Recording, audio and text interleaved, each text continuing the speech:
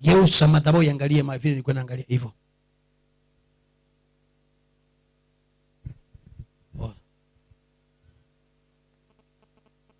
Asante. Wana youth watadansinje basi pira.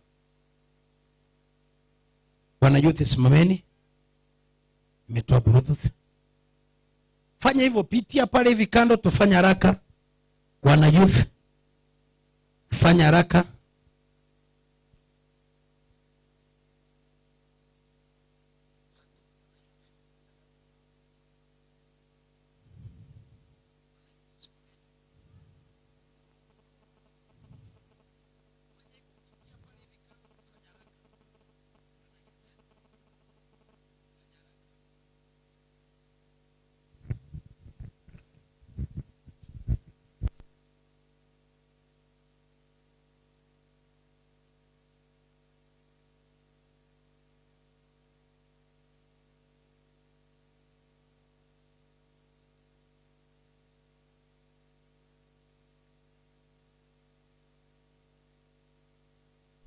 Ni wimbo gani ule mnaimba? Ya harusi yako ule buyeto waite kobi. Very smart.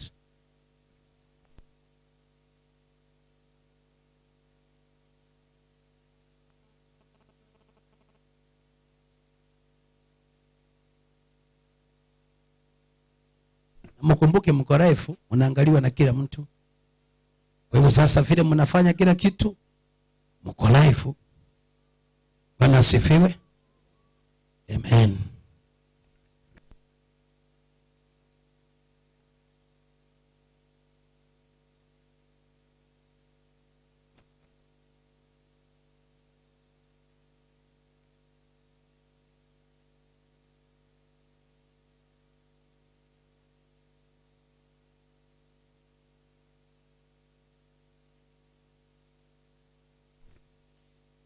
Unakaribisha watu wetu.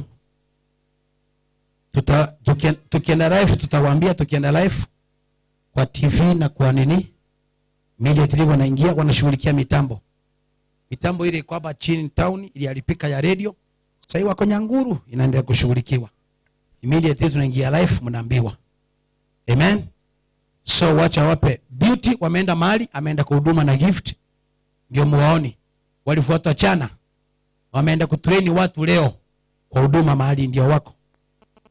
Si ni vizuri? Piga Yesu makofi basi kwa hilo. Amen. So Bwana Yesu awabariki. Karibu sana. Wacha atupe wimbo mmoja na Mungu atawabariki.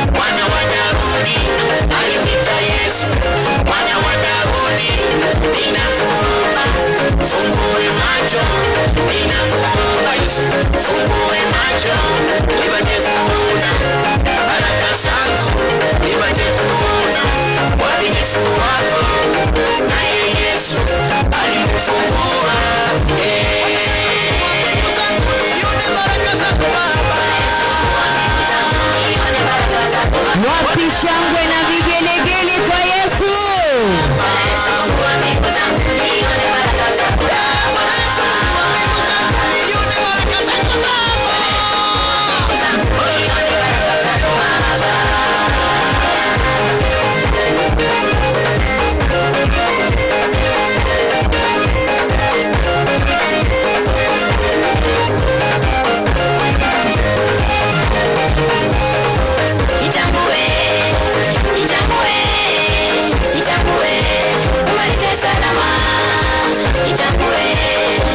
Jitambue mama, jitambue, umalize salama.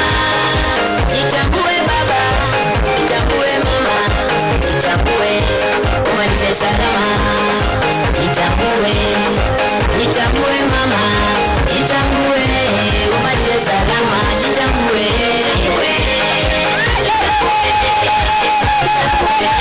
umalize salama. Jitambue, jitambue, jitambue, umalize salama.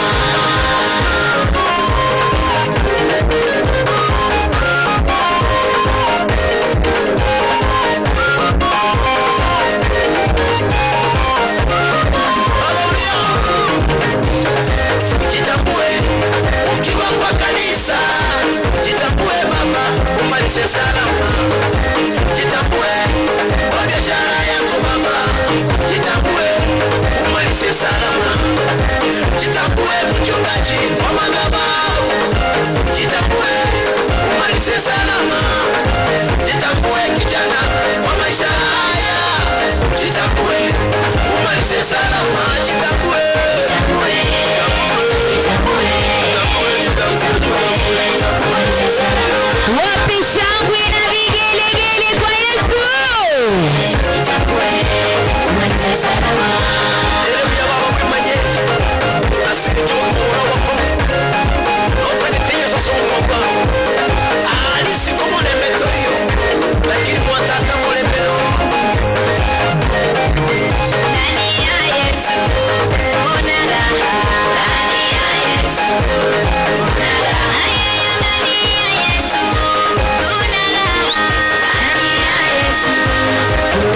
raha. Ndani ya Yesu kuna raha. Ndani ya Yesu kuna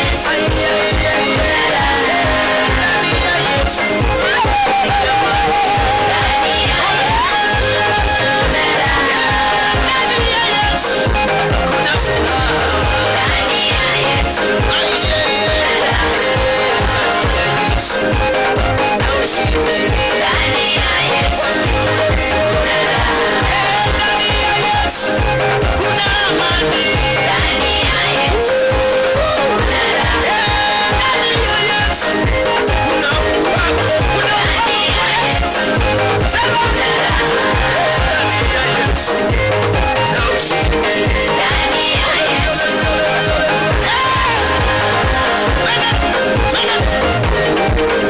Ndani ya Yesu kuna raha.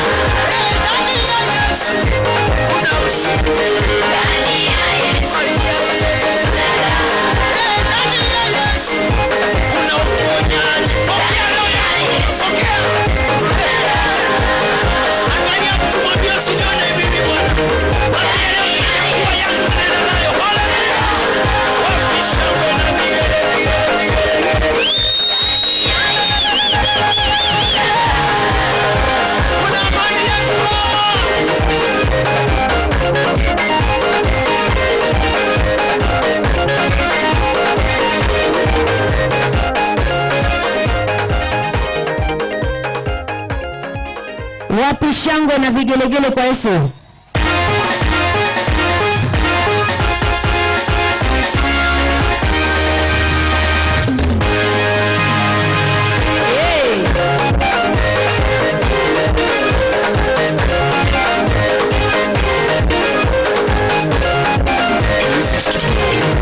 Bwana Yesu Mungu wa mbingu zangu, nione baraka zako Baba. Nione baraka zako Baba. Bwana Yesu Mungu wa mbingu zangu, nione baraka zako Baba. Mungu wa mbingu zangu, nione baraka zako Baba. Bwana Yesu Mungu wa mbingu zangu, nione baraka zako.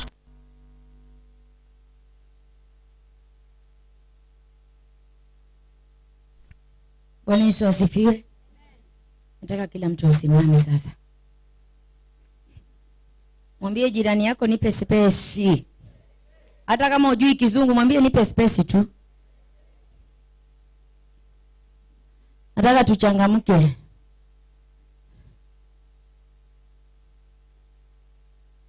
Amekupa space? Hataki? Si uende huko nyuma basi kama hataki. Ndio upate space nzuri. Ama ukuje udansi hapa kwa madhabahu. Hapa kuna space ya kutosha. Bwana Yesu asifiwe. Mko tayari? Hebu uliza jirani yako, uko tayari? Wengine sijaona kama wako tayari. Mko tayari kweli? Bado. Mko tayari? Ama tuachie hapo? Hata sisikii vigelegele kama wako tayari watu. Sasa hiyo ilikuwa ni yako. Nataka vigelegele vya Yesu, sawa? Nataka tuchezee nani? Mungu. Huwa napenda kusema hivi. Unaweza kuwa unachezea Mungu saa hii, ukarukia Mungu na nguvu zako zote.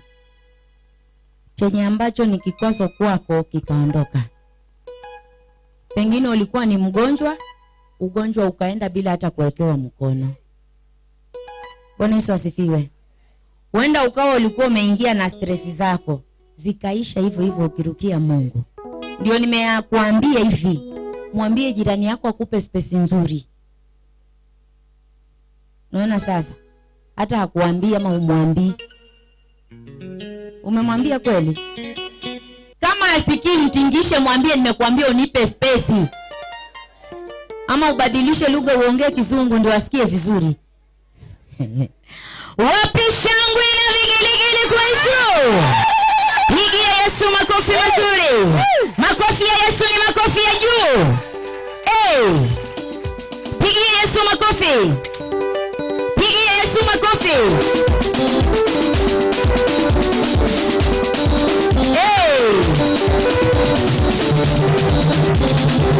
Wapi shangwe na vigelegele kwa Yesu?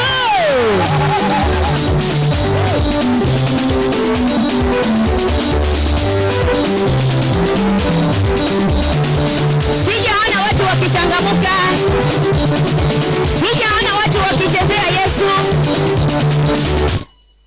Nasikia sasa ni wewe umefanya huku chezea Mungu ndio imeenda hivyo. Wewe ndio umemkasirisha wewe. Sasa ilikuwa inasema hivi, tufanye warm up. Hiyo ilikuwa ni warm up. Sawa sawa. Nataka sasa vumbi litoke kwa hii nyumba. Na ni wewe ndio utalitoa. Mwambie mwenzako ni mimi na wewe tutatoa hilo vumbi hapa. Sawa sawa. Na pia usweat. Mwenye ambaye hata sweat baadaye uniambie. Ama tukimaliza kupraise hivi uniambie. Mwenye hata sweat atakuja rukeruke hapa hivi mpaka sweat ndio akakae. Hata kama mpaka jioni, mpaka pastor amalize huduma ndio uende ukakae. Sawa sawa. Nataka tuchezee Mungu. Hiyo ilikuwa ni warm up. Mwambie mwenzako uko tayari sasa. Muulize uko tayari. Mutingishe kidogo aje asikia, mwambie wewe uko tayari wewe. Mwambie wacha kuzeeka ovyo ovyo. Amesemaje? Amesema ni sawa? Maana ni mzee. Amesema azeeki. Haya. Wacha mitambo iendelee na kutengenezwa hapo. Bwana Yesu asifiwe. Natamani tuchezee Mungu. Kupitia Getiongo hapa. Amani ipatikane Kenya nzima. Bwana Yesu asifiwe. Yaani uchezee Mungu mpaka afurahishwe aseme sasa nataka amani ingie kwa sababu yako wewe. Upate muujiza wako saa hii. Kuna wengine wamepotea bado wewe. Upate saa hii hata kabla watu hawaje wekewa mikono. Maana wakati wa mikono watu wanang'ang'ania. Lakini wewe upate kabla ya kuwekewa mkono. Bwana Yesu asifiwe. Nione mikono juu. Nataka kuona mikono iko juu. Nataka tupige makofi kwa Yesu. Pigia Yesu makofi mazuri. Wapi shangwe na vigelegele kwa Yesu?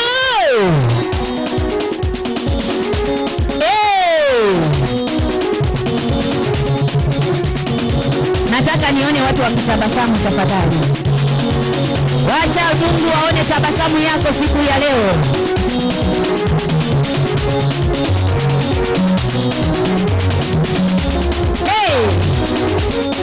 Nataka kila mtu atoe kasta atakuwa ameficha kwa sanduku. Wewe katoe tu. Hakuna mtu atakuangalia.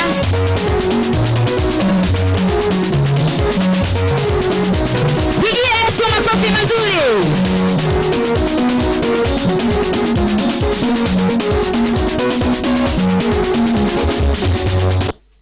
Naona sasa. Mko na shida gani nyinyi wana vyombo hapo? Ama mnataka tuwafute kazi?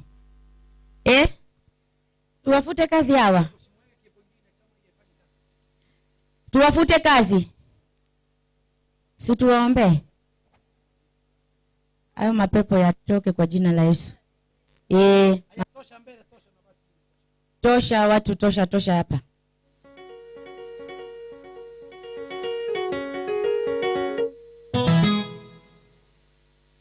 Nataka tumaanishe sasa. Nataka tufanye nini? Ukimaanisha hata Mungu naye atamaanisha kukubariki. Ukimaanisha hata Mungu naye atamaanisha kukufungua. Tumaanishe kuchezea Mungu, kurukia Mungu. Tumaanishe kusifu Mungu.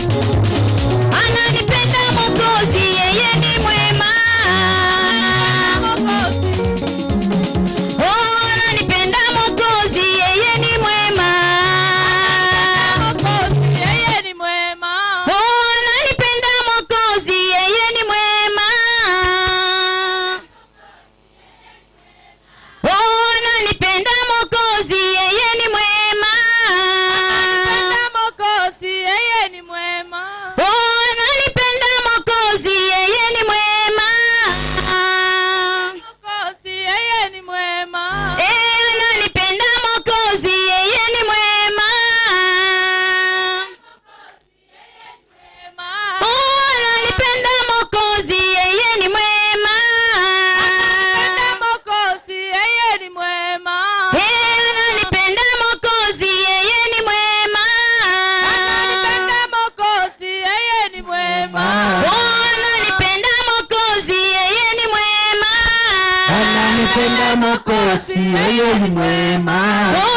Ananipenda Mwokozi, yeye ni mwema.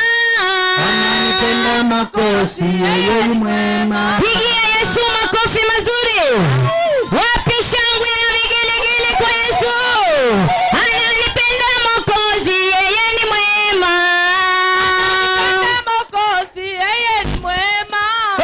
Ananipenda Mwokozi, yeye ni mwema. Ananipenda Mwokozi, yeye ni mwema. Ananipenda Mwokozi, yeye ni mwema. Ananipenda Mwokozi, yeye ni mwema. Haleluya, tumwambie Bwana asante. Tumwambie Bwana asante. Haleluya, tumwambie Bwana asante. Tumwambie Bwana asante. Ni wa neema, tumwambie Bwana asante. Weka Ni wa uzima, tumwambie Bwana asante. Ni wa ushindi, tumwambie Bwana asante. tumwambie Bwana asante. Haleluya, tumwambie Bwana asante. Tumwambie Bwana asante. Haleluya, tumwambie Bwana asante. Tumwambie Bwana asante. Haleluya, tumwambie Bwana asante. Bwana asante. Haleluya, tumwambie Bwana asante. Tumwambie Bwana asante. Haleluya, tumwambie Bwana asante. Tumwambie Bwana asante. Ni wa neema, tumwambie Bwana asante. Bwana asante.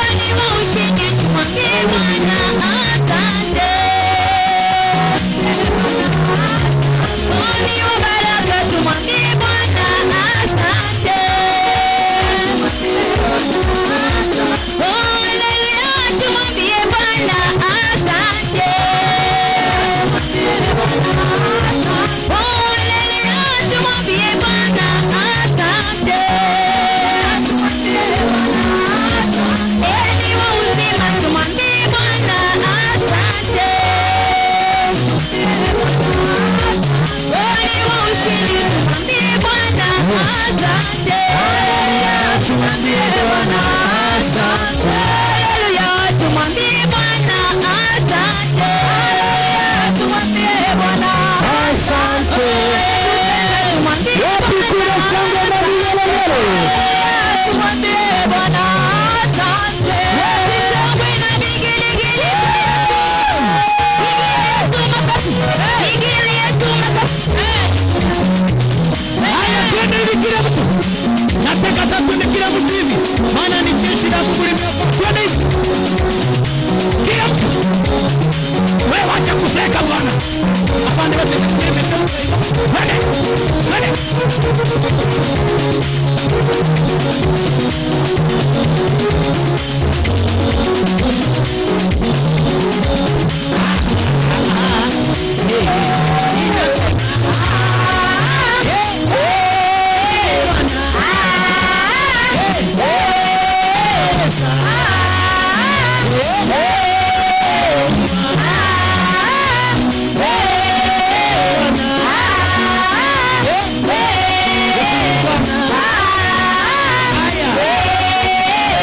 Wapi mikono juu kwa Yesu mikono. Inua.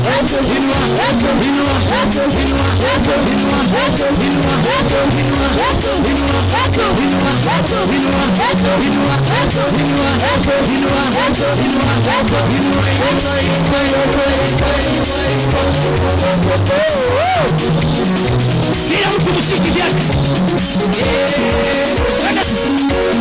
Yesu ya Bwana tuende. Yesu ya Bwana tuende. Yesu ya Bwana tuende. Yesu ya Bwana tuende. Tukahubiri Injili. Yesu ya Bwana tuende. Yesu ya Bwana tuende. Yesu ya Bwana tuende. Tukahubiri Injili.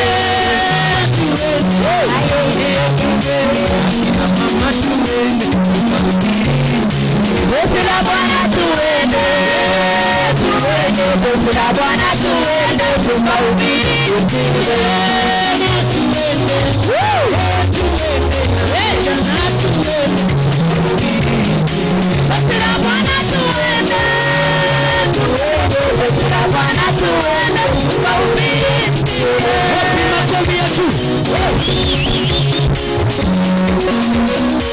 Kila mtu apige makofi tu.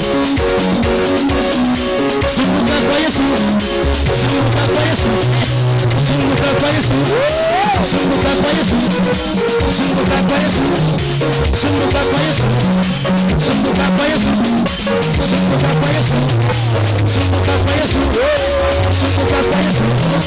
Zunguka kwa Yesu. Zunguka kwa Yesu. Zunguka kwa Yesu. Zunguka tu, zunguka tu. Inua kitambaa yake juu. Inua kitambaa. Inua kitambaa. Inua kitambaa. Inua kitambaa. Beberusa. Beberusa. Beberusa kitambaa. Beberusa kitambaa. Beberusa kitambaa. Beberusa kitambaa. Beberusa kitambaa. Beberusa kitambaa. Bendera yake Yesu sasa inapepea. Bendera yake Yesu sasa inapepea. Yesu sasa inapepea. Bendera yake Yesu sasa inapepea. Ushindi sasa inapepea. Bendera yake Yesu sasa inapepea. Yesu sasa inapepea. Bendera yake Yesu sasa inapepea.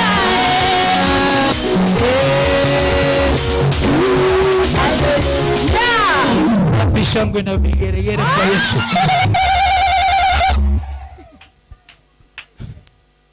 Tuko live kwa TV. Inaitwa Tawala TV. Angalia mwenzako mwambie tunatawala anga. Haleluya. Vijana simtengeneze vizuri. Hiyo ni something. Nyinyi ni watu wakubwa bwana, mnaelewa. Bwana asifiwe. Hii madhabahu nisongezee hapa.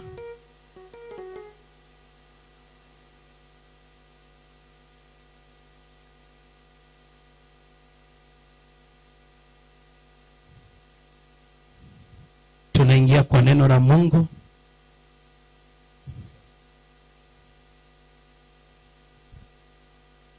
Sawa sawa. Job, usimame muonyeshe vile ana balance vizuri.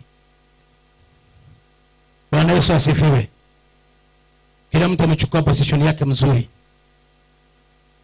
Natamani tuingie kwa hapo ni sawa hapo.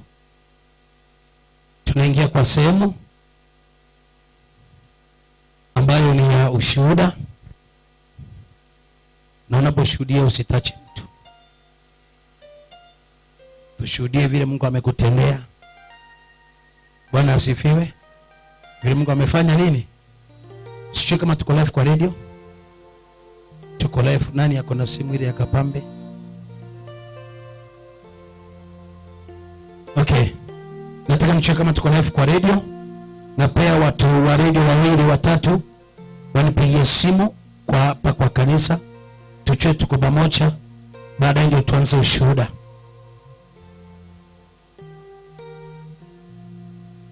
Ni 0714 090 261. Nataka wapige simu kwa radio ndio nicheke kama tumeingia live kwa radio. Alafu kutoka hapo tuone vile tunafanya, maana kwa TV tuko live. Sungusa tu TV yako, nitakwambia mali imeshika vizuri. Kijana mmoja angesimama hapa aelekeze mwingine.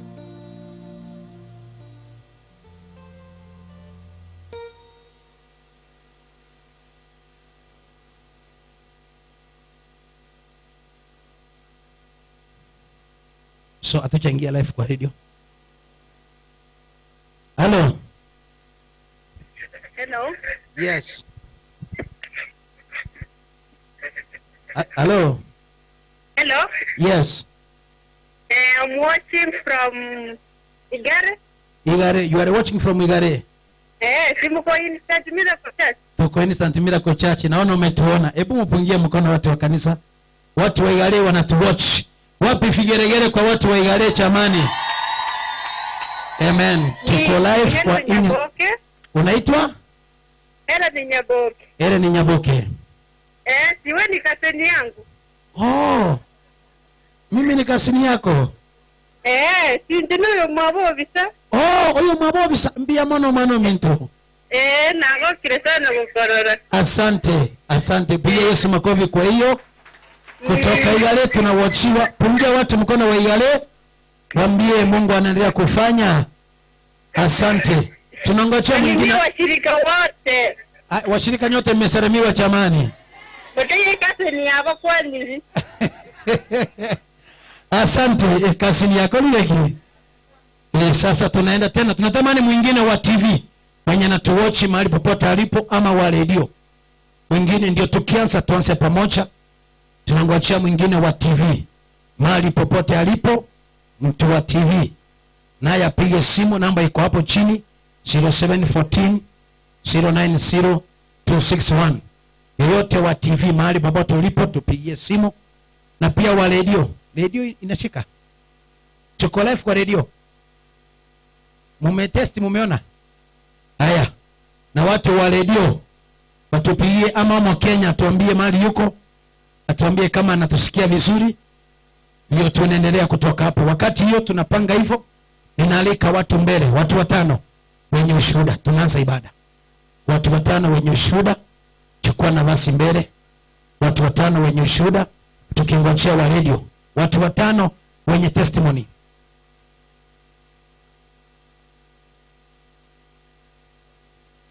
So no testimony. Inakuwa ni Kiswahili. Wacha niongee Kisii. Abantu 5 babatindo kieke obarori. Testimony. Ushuhuda. Chigocho monginaga. Huyo nara waka sio kama ni anawatch ama nasikiza. Hello. Yes. Kweli bye. Kurutinze muchanya mira se songe stage. Naomba girete kuru live. Live kuru Tawara TV. Amina.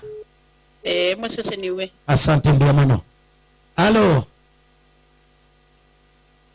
Naona tunazidi kutazama kutoka Nyamira.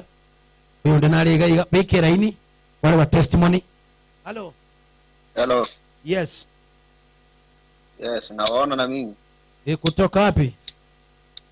Kutoka Itibosuneka. Unatu watch live? Na watch live. Amina, asante kwa kuwa na sisi.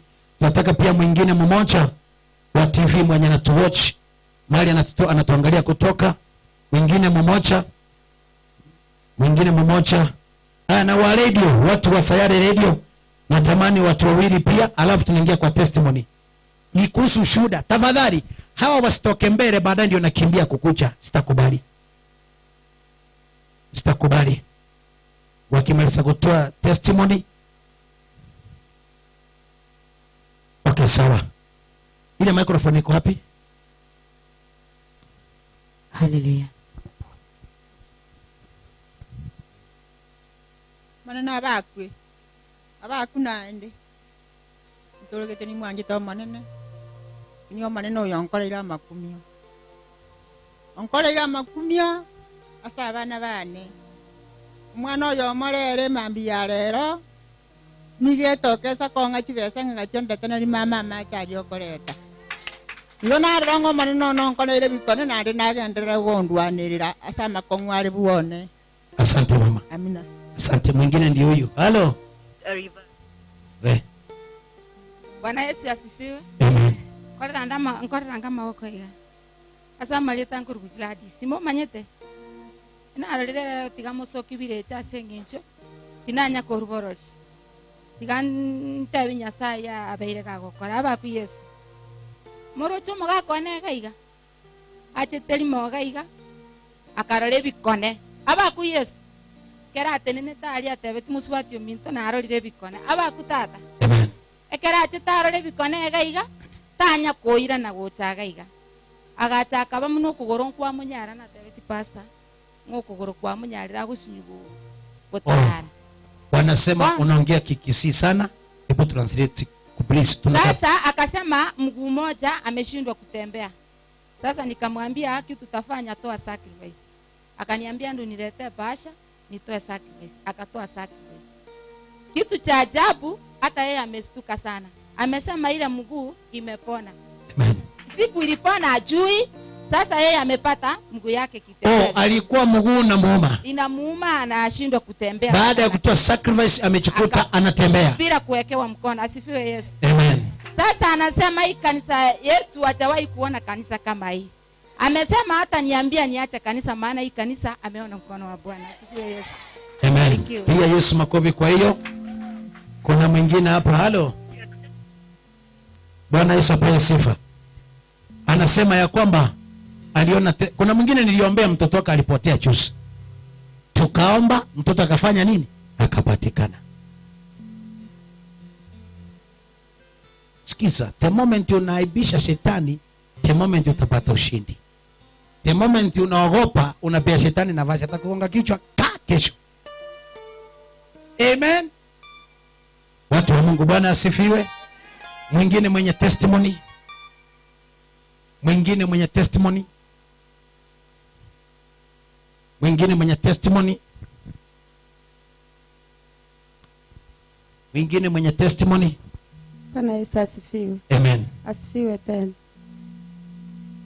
Juzi ilikuwa Friday. Songa kucha hapa katikati kidogo ndio uonekane vizuri.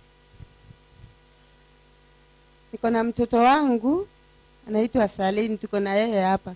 Sherini yako wapi? Nilisikia eti watoto wengine wakanipigia simu eti amepotea, ametoka nyumbani. Sasa pastor akaniambia, nikapigia pastor simu. Akaniambia kama uko town kuja. Vile nilienda mahali alikuwa anatengeneza gari, akaniombea. Akaniambia saa hii vile nimeona atarudi. Na alirudi. Ukapigiwa simu tukiwa hapa? Nikapigiwa simu tukiwa na pastor. Simu yangu ilisimika, nikapiga ya pastor. My husband akaniambia mtoto ako nyumbani. Sipige Yesu makofi. Kwa hiyo jamani, sema instant miracle. Maombi ni silaha. Asante mamangu. Songa hivi katikati. Songa tena. Songa kidogo tena. Hivyo. Bwana asifiwe. Amen. Mimi nimesimama kuwasalimia na kutoa ushuhuda. Ule mama mwenye alikuja hapa, pastor akamfanyia deliverance, akatoa nyama, akakuja akasaa. Amesema anaendelea vizuri na mtoto ako salama. Amenipigia. Wangapi walikuwa hapa tukiombea yule mama alikuwa mjamzito? Tukasema ataenda asae vizuri. Tulimpa maji hapa kwa madhabahu, alipokunywa maji tu tumbo ikaanza kufanya nini?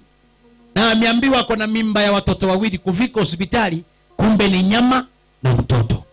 Ile nyama ikatoka for 3 days. Inatoka pieces. Siku ya 3 ya 4 akasaa mtoto. Tulisema anasaa mtoto gani? Na tukampa jina gani?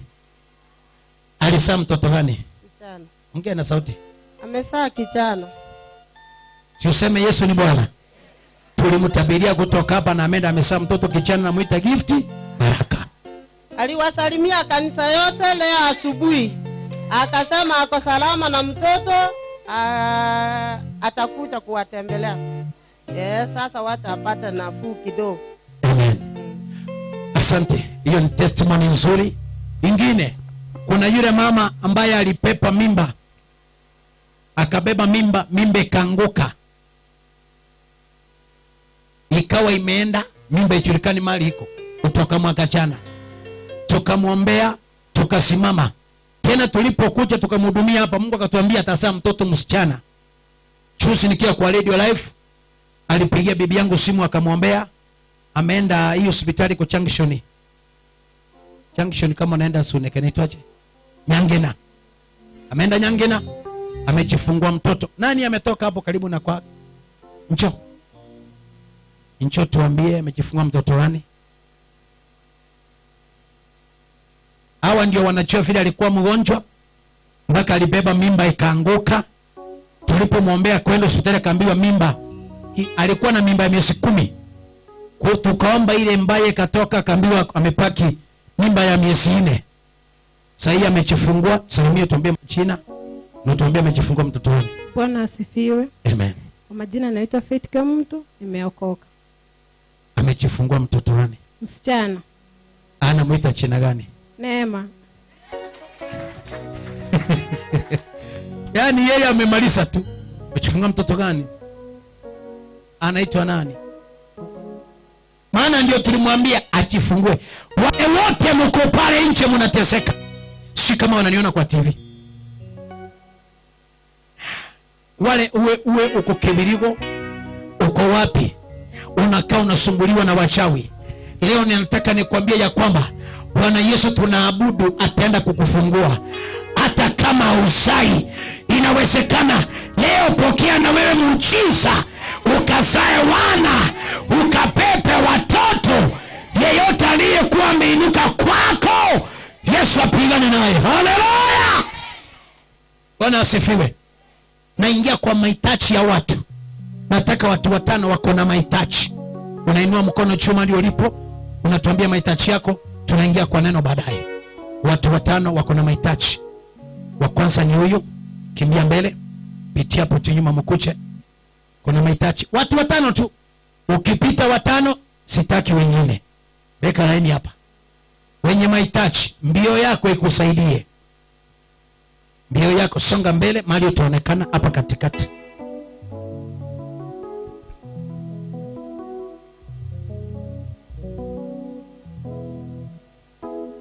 Wenye mahitaji. Weka laini vizuri hapa, hapa vizuri hapa nyuma. Mkenya ananiambia nipeane namba kwa radio. Namba yetu ni 0714 090 261 kwa radio. Nataka watu wawili wa radio wapige simu, si kwa TV, wa radio. 0714 090 261. Wa radio wapige simu, tujue wako live. Watu wawili wa radio. Tunaanza na wewe. Bwana asifiwe. Bwana Yesu asifiwe tena. Najua wengi mnanijua mimi ni mgeni, lakini mimi si mgeni. Mimi ndio nilikuwa kule chini mahali pastor alikuwa. wakama wakarudi kwa sababu ya kazi na kwa sababu wasionekani. Lakini leo last week nilikuwa off, nikawaambia niliporudi kazi siku ya Alhamisi, niliwaambia Jumapili sitakuwa kazi na nyinyi. Ingawa mkubwa wangu wako anataka, kwa sababu nilitoka sijui mimi ni baraka zake sijui ni nini, akubali, lakini nilimwambia Sunday sitakuwa in charge. Utabaki tuonane Monday. Sababu iliyonileta kubwa ni moja. Vile niko hivi, niko na kwangu na watu wawili nilipewa mpaka mahari. Lakini kwa saa hii siko kwangu. Lakini roho yangu inatamani nirudi kwangu. Kwa maana nimechoka kuamka kwa kazi za wenyewe. Sema pokea ndoa yako. Ukiwa katika hiyo hali. Hiyo ndio imenileta. Hello. Yes. Alombaza kurukia bugas. Watuko bwate vya pasta. Asante. Huyu anatamani kurudi kwa ndoa yake. Sema leo. Nyota itashuka. Hatarudi kwa ndoa yake. Haleluya. Yeyote amekamata ndoa yako, leo tunaachilia neema, ataachilia ndoa yako. Sema amen. Hautazaa watoto wateseke, hawatakaa peke yako. I command you by the power of God. You have to go back to house. Unarudi kwa nyumba yako. Haleluya. Unarudi kwa nyumba yako. Wewe unayenitazama, rudi kwa nyumba yako. Aliyechukua ndoa yako leo tunamfuta kazi. Asante. Asante. Asante. Unasema China na mahitaji. Ngoja kidogo tupokee huyu simu. Halo.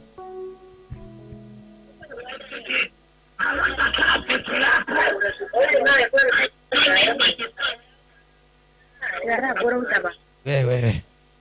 Yeye. Halo. Huyo anasikiza. Atibara kwa sawa. Amen.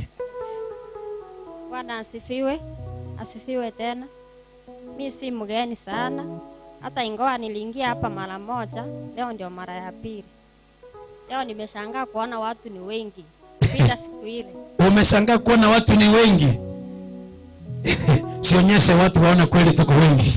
Inua mikono juu, sema tuko. Wapi shangwe na vigelegele kule nyuma? Simame kidogo, simameni kidogo. Simameni kidogo, simameni kidogo waone. Wapungie mikono hivi. Shangwe na vigelegele kwa Yesu. Haya, karibu kwa kiti. Abande baone kesemu kana sete. Ingibona faida kikwanya roho kana. Kwa majina ni Nasikie Mto. Natoka pale Sagesera. Leo tulikuwa na masisi kwetu, nikaenda huko. Tuko na shida, huyu ndugu yangu amekuwa na shida miaka mingi. Amekaa Nairobi miaka 7, hajawahi fika kwetu. Miaka ngapi? 7. Ako Nairobi.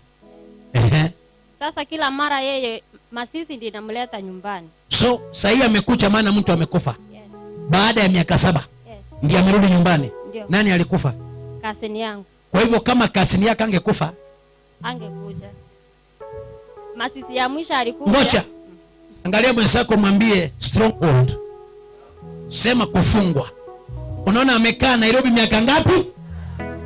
Na ni nini kimemuleta? Maana yake huyo kama angekufa baada angekuwa wapi? Yeyote aliyefungwa akawekewa stronghold ya kwamba asirudi nyumbani, wewe ngoje ibada hii kitamboishe. Kuna watu milango inafunguka, minyororo inakatika, utarudi nyumbani. Haleluya. Sasa masisi ya mwisho alikuja, dadangu alikufa 2015 mwezi wa 6. Hiyo masishi ndiye alikuja tu. Vile masishi ilisha akarudi Nairobi. Tulikuwa tukiongea na yeye kwa simu.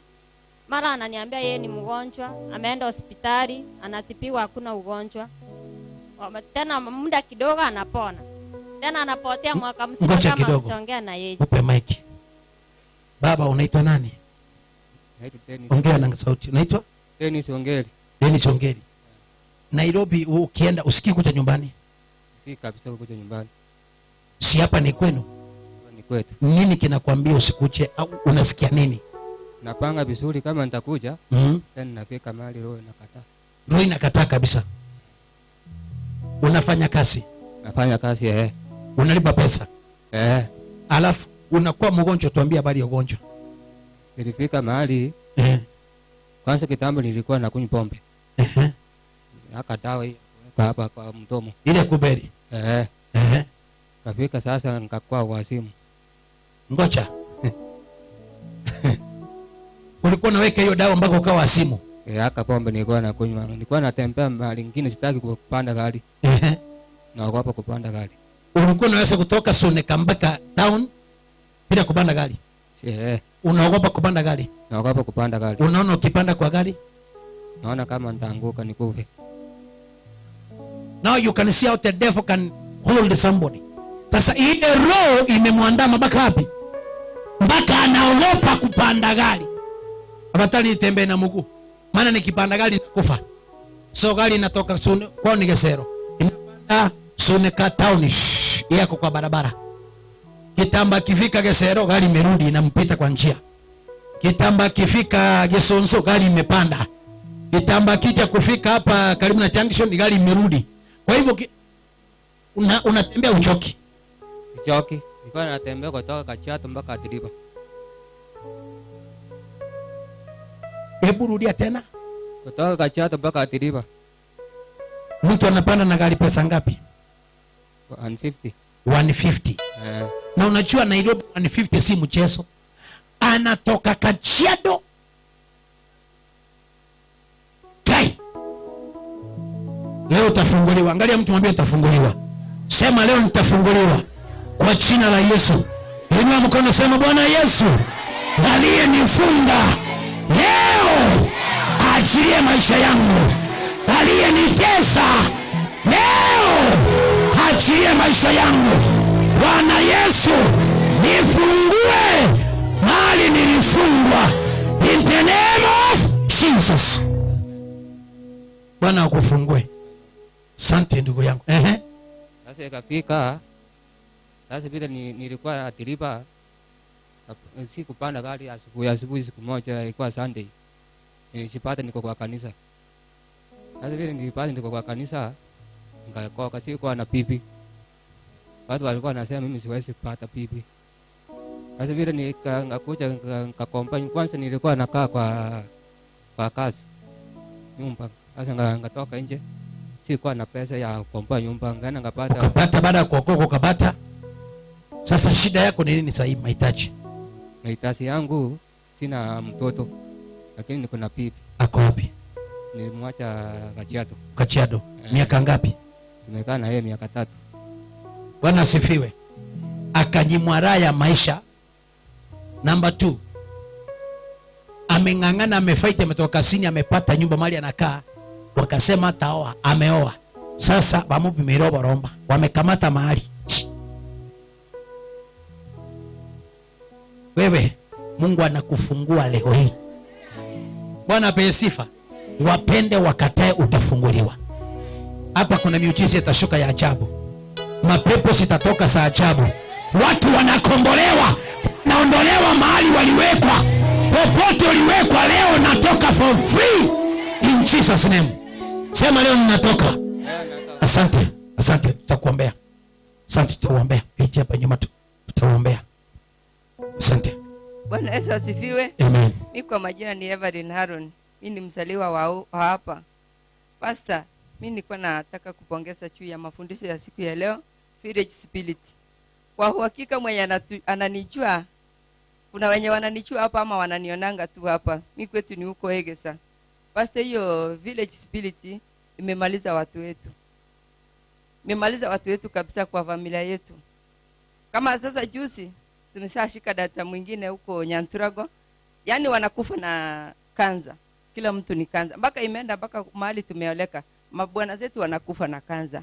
Sasa hiyo ndio imenifanya pastor. Hata wewe bwanaka alikufa na kanza. Alikufa na aliwekewa dawa, lakini sasa kuna mwingine jana, bwana ya sister yangu mwingine naye jana amekufa. Nimefika kwa nyumba nimeambiwa na yeye amekufa, amekuvia Kabrong na yeye ni kanza. Yaani imetufuata kutoka kwetu mpaka mahali tumeoleka, watu wanaenda na kanza tu.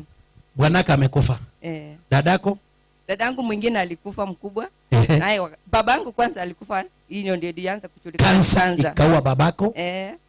Sister yangu mwingine second born ikamuua, ikajulikana ni kanza. Ikamuua. Mwenye alikuwa ananifuata amekufa tu 2020. naye ilikuwa ni kanza. Watatu. Sasa na huyu kazini wangu mwenye tumesika Friday, naye ilikuwa ni kanza. Wanne. Na huyu mwingine sasa mwenye amekufa jioni, naye ni semeji sasa, naye amekufa na kanza. Watu yani familia, nilianza kuulizia hiyo kitu, ikapata tangia babu walikuwa nakufa na hiyo shida ya kifua. Sasa ndio imeanza kujulikana, na tu ni Mungu aliniletea hiyo maono 2020 mwezi wa 11, wakati tumesika sister yangu mwenye alikuwa ananifuata. Ndio nilipata hiyo ufunuo eti ni kanza, na tutafanyaje tukate hiyo madhabahu ya kanza. Niliita familia yangu tukakuja tukaomba tarehe moja 2021 January, kwaje na sister yangu alikufa tarehe moja 2020. Sasa ndio nikawaambia tutakuja tu nyumbani tuone kama tutakata hiyo nini. Iyo. Okay, so baada ya mafundisho ya ibada asubuhi umefunguka. Ndio imenifungua mpaka nimesema wacha leo nisungumze kwa madhabahu, ingalao Mungu akafanye kitu. Kwa ajili wamekufa, wasasi wamekufa wote ni kanza. Mandugu sa papa, madada sa papa wote wamekufa na kanza. Kanza. Sema leo tutakombolewa. Asante, tutakusaidia. Nasa na machina. Bwana Yesu asifiwe. Amen. Bwana Yesu asifiwe tena. Amen. Mimi kwa majina naitwa Teresa Kwamboka. Kwetu ni Keumbu. Nimeolewa huko Keumbu. Sasa nilikuwa nakuja na mahitaji yenye niko nayo. Ndoa yangu inapigwa vita sana. Ndio nilikuwa nataka mniombee na ugonjwa.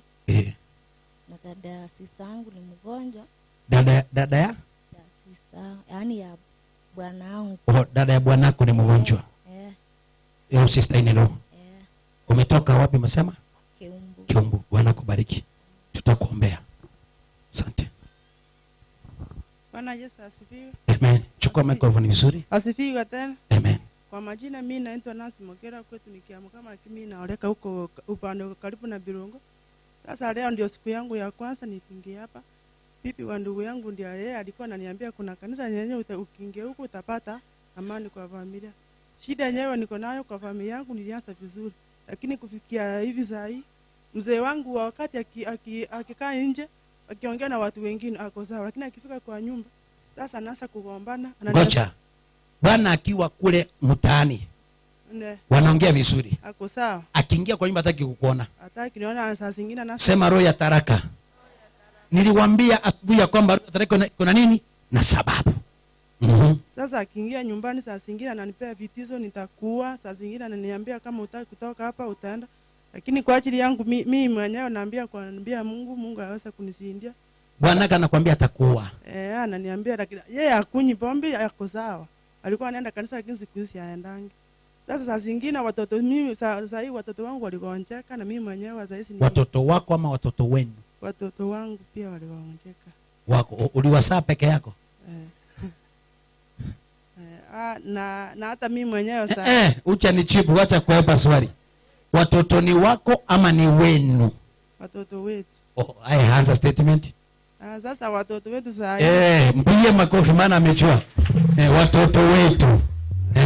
Ndio maana saa hii wanaonjeka, hata mimi mwenyewe saa hii kitu kinanigusa hapa kwa mgongo, kinanikata hapa kwa kinakugusa. Sasa nasikia kitu kinanishika hapa. Sasa wakati nikisimama hivi kinanikata hapa kwa mgongo. Sasa ninasimama tu kidogo alafu ndio natoka. Saa hii nashindwa hata kwa miguu yangu wakati natembea. Kutoka chini nasikia nadungo kama misumari kutoka. Unaponywa leo. Amen. Asante. Unaponywa tu. Asante, thank you. Songa hivi mama, utuambie majina. Bwana Yesu asifiwe. Amen. Asifiwe tena. Nimefurahia kwa siku ya leo kukaa pamoja nanyi hapa. Leo nimekaribishwa na mwenzangu akaniambia nimtembelee. Nimebarikiwa. Hakika niko na shida pastor. Na shida yangu najua Mungu ataitatua leo. Nilikuwa nimeolewa for 13 years. Nilikuwa na watoto watatu. Sasa ikafika tulikuwa tunaishi Nairobi. Ikawa nimekaa ikafikia mahali nikasema hapana, acha tu niende nyumbani tufanye venye watu wengine wanafanya, ukitafuta mimi nikitengeneza nyumbani. Kufika nyumbani kwenda kukaribia kuchifungua ule mtoto wa mwisho ikasindikana, nikawa napitia, lakini niliamini Mungu ambaye alinipa ile mimba ya ule mtoto atanipigania. Ikapitisha mpaka miezi sijui 10 lakini nikaambia Mungu nimekula maandazi na huyu mimba, na ilikuwa inasaliwa tarehe 15 December. Ulikuwa unakula nini? Nilikuwa sasa nimeambiwa mimba itatoka tarehe 20 mpaka tarehe 27. Oh, ndio kauliza Mungu, kwani mimi nimekula maandazi? Nimekula maandazi ya 20, 25, 26, 27. Kwani hii ni nini nimebeba? Nikakaa. Kufika saa 6 nikasikia hapana, nikaamuka nikaenda sitting room, nikapiga magoti kwanza, nika praise, nika worship, nikaanza kuomba. Now, where's the prayer request? Unataka ni nini? Pastor, niko na shida. Bwana yangu wakati nilitoka vita ikaanza, nikatoka nikaambiwa mimi ni mchawi, niko na majini na watumia katika familia. Wewe? Yeah. Ukaambiwa uko na majini? Niko na majini natumia hii familia ambayo nimeolewa. Lakini nikaambia Mungu, wewe ndio jini yangu. Mimi sina jini. Ningekuwa jini, hata huyu mume wangu angekaa karibu na mimi. Angeniacha nipiwe vita. Nikakaa nikatoka. Nikaona kuliko nifanye kitu mbaya, nikaenda. Lakini nikabaki nikiwaambia, ninapotoka mtanitafuta na nitawakosa. Nikatoka. Kutoka hapo, bibi ya brother yangu mwenye tumeolewa na yeye akaanza kugonjeka. Uliwaambiaje kwanza? Niliwaambia mtani, nimebeba Bible. Nikamwambia kama ni mimi mkweli mwenye makosa katika hii boma, ninaomba tubebe hii Bible niko nayo, Mungu achitirishe. Sitaki kumaliza siku 3.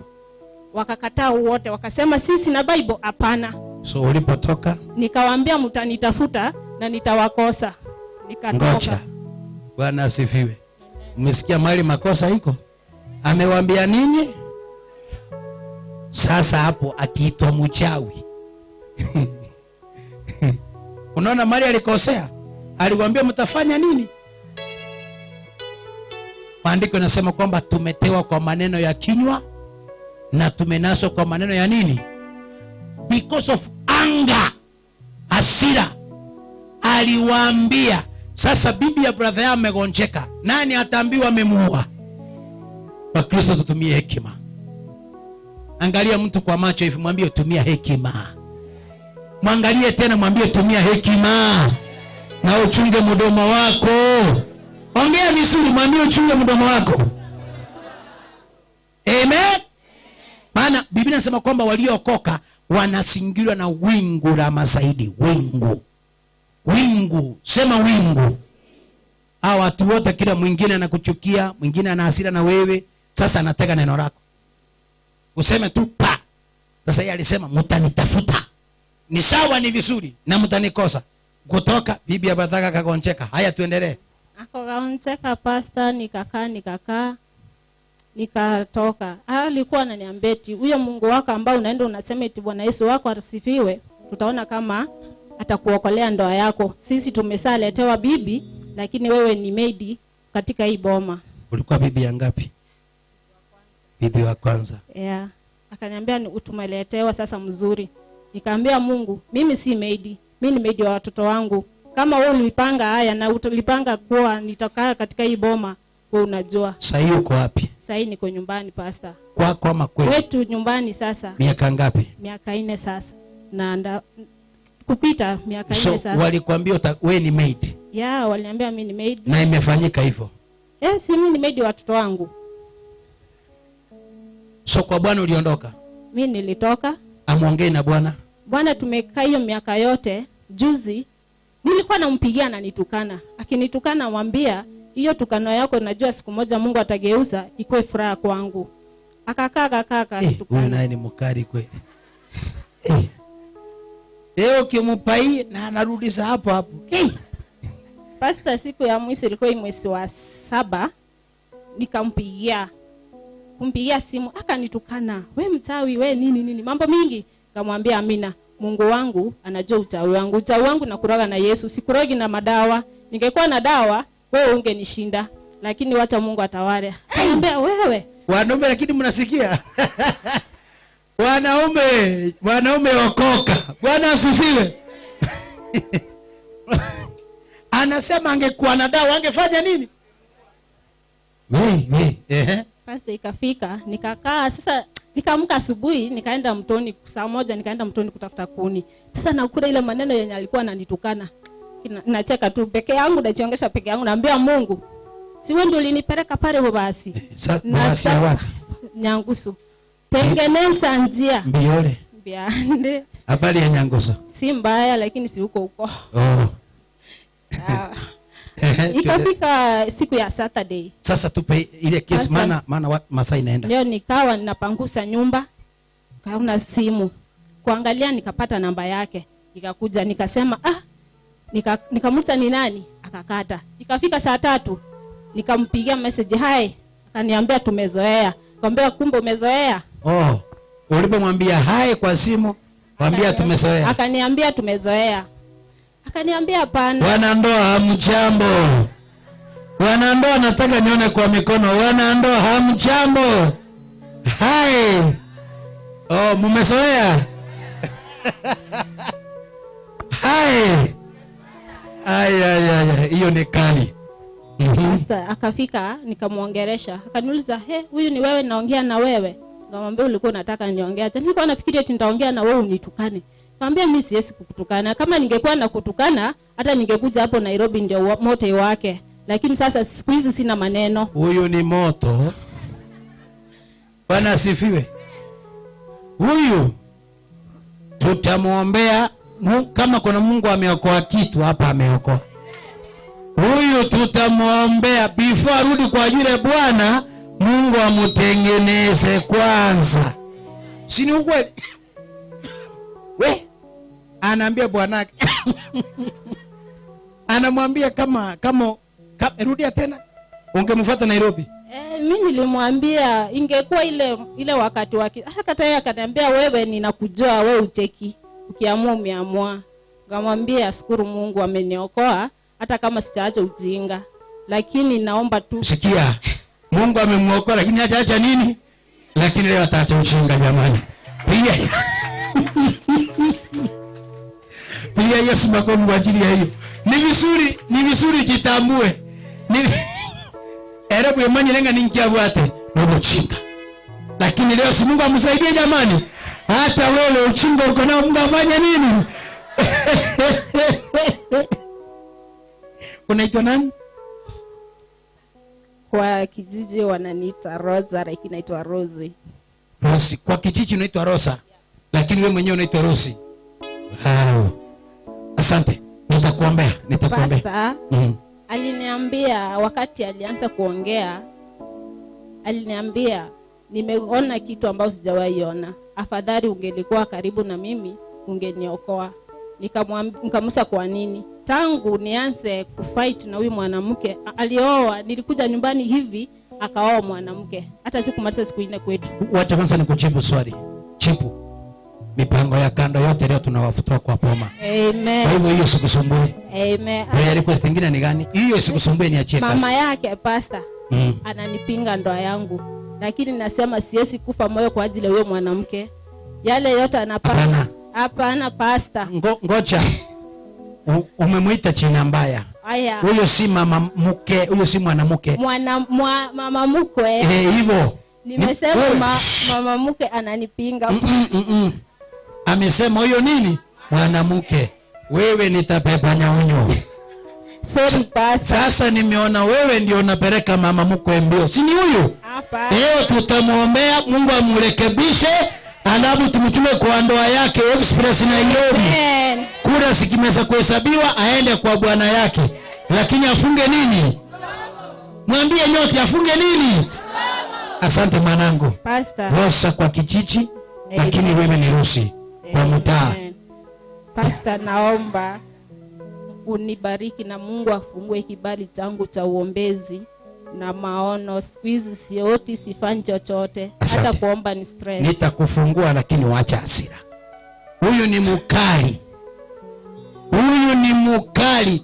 Hata bwanake mwenyewe alifurahia kama ameokoka na ameongea na yeye, lakini huyu ni stima. Sema stima. Si ni ukweli? Ni ukweli pastor. Ulikuwa mtu akikosea hata unasa. Mimi hata sikuwa naona mtu mkubwa na mdogo, kozi naona giza. Lakini naambia Mungu asante. Siku hizi naona kila kitu iko tu sawa. Si Mungu anadeliver jamani? Alikuwa chini mtu mkubwa, ndio sababu anaita mama mkwe yule mwanamke. Si Mungu amsaidie jamani. Thank you. Pastor, kitu kubwa tena kuombe familia yangu. Sisi ni Wakatholiki. Mama yangu ni Mkatoliki lakini mimi nilijitoa huko, lakini niko katikati kwa wale wenye wanaenda huko. Ninaomba Mungu asaidie madada zangu, mandugu zangu. Wanapata lakini hakuna mtu mwenye ataisa saidia mwingine. Una struggle unapata lakini uwezi ona kenye unafanyia pasa. Asante. Pia mimi na watoto wangu niombee. Hiyo mume wangu. Alafu hiyo kiateka ambayo kwa nyumba, Mungu akubali tu. Yeye ndiye alimuita kiateka, si mimi. Yeye bwanangu ndiye aliniambia Rosi, sijui kiateka itatoka aje nilee familia yangu. Umemaliza? Yes. Umemaliza? Kabisa. Pigia Rosi makofi. Wacha nikwambie, upate watoto kama hawa watatu kwa nyumba, kichwa kitakuuma tu. Unaweza kuama Kichichi ukaenda Nairobi kidogo. Hata huyo bwana ako na huyu ameng'ang'ana kweli. Situmbilie makofi jamani. Asante mamangu. Karibu. Bwana Yesu asifiwe. Amen. Mimi nimeokoka. Pastor, nimekuja hapa kwa sababu niko na shida. Nimetoka upande wa Kindu Bay. Sijawahi kuja hapa, leo ndio mara yangu ya kwanza. Amen. Kuna mtoto wangu anakaa Nyamira. Yeye ndiye alinieleza kuhusu hii kanisa. Amen. Sasa wakati nilikuwa nakuja nilikuwa nikiuliza tu. Shida ya kwanza, nina watoto, Mungu alinibariki na watoto. Na wanateseka, niseme wanateseka wote kwa sababu sioni mwenye amefaulu. Wa kwanza ni polisi. Tangu aanze kazi, hakuna pesa inatusaidia, anatusaidia nayo kama wazazi. Miaka ngapi? 20 kuanzia 2016 mpaka saa hii akitoa ni kama analazimishwa na anakasirika. Na anapata pesa. Pesa ni polisi na wanakaa huko boda, wenye wanakaa msituni. Okay. Sasa alioa last year. Hawajakaa vizuri, walipata mtoto na wametengana tayari. Yake alikuwa karibu kumuua. Sasa wametengana. Na mpaka waleo hataki kuoa. Tulikuwa tunamuuliza kama anaweza oa. Ni 33 years old. Amekaa tu, akikuja nyumbani ni kunyamaza tu. Tukiongea naye yani akai kama mtoto wetu. Ingine ni msichana wa pili. Alisoma, alifanya ECD diploma. Mpaka wa leo hajaandikwa. Akipata kazi kwa hizi private schools, anza kidogo tu inaisha, anarudi anakaa. Mpaka ikafika wakati aliniambia sasa haoni haja ya kuishi. Kwa wakati huu alienda kuishi na dadake huko Nyamira, dadake mdogo. Hajapata kazi, hajaolewa. Watatu ndio huyo wako Nyamira, bado anaendelea anafanya college KMTC. Na yeye pia ameokoka. Sasa yeye ndiye anakana huyo dadake mkubwa. Wanne ni msichana. Wakati alikuwa primary alikuwa mwerevu. Position 1 2 3 4 5. Tangu aingie secondary anaenda chini. Sasa hii karibu awe wa mwisho anapata D-. Nimeshangaa ni kwa nini hii inafanyika. Hakuwa huko. Ile nilikuwa nafundisha. Ndio. Ulikuwa nikifundisha hiyo? Ingawa niliingia late kidogo lakini nilipata ukifundisha kuhusu village spirits. Umesikia nikisema DDE EED? Hiyo. Asante. Sasa ya mwisho, mzee ni mgonjwa, ako na asthma na kuna kitu ilianza kumuuma hapa kwa mguu ya left. Kuna wakati ikifika atembei vizuri inamuuma. Na hiyo asthma inamsumbua sana na hakuwa nayo. Sasa nimekuja pastor nikiamini kuwa hayo yote Mungu atamaliza katika jina la Yesu. Useme amen. Mwambie amefika. Sema utapokea hiyo. Amen. Si atapokea jamani? Amen. Hii madhabahu itamtetea. Bwana asifiwe. Amen. Baadaye nitafundisha kuhusu watoto kwa ajili ya mahitaji mengi. Hiyo ya watoto nitafundisha. Asante. Barikiwa mama. Ya mwisho mimi ni mwalimu. Ni mwalimu na niko karibu ku retire. Hakuna kitu nimefanya. hiyo pesa napata tunatumia tu, sijafanya chochote. Naona kama naenda kuacha kazi, lakini hakuna kitu nimetengeneza, hakuna kabisa.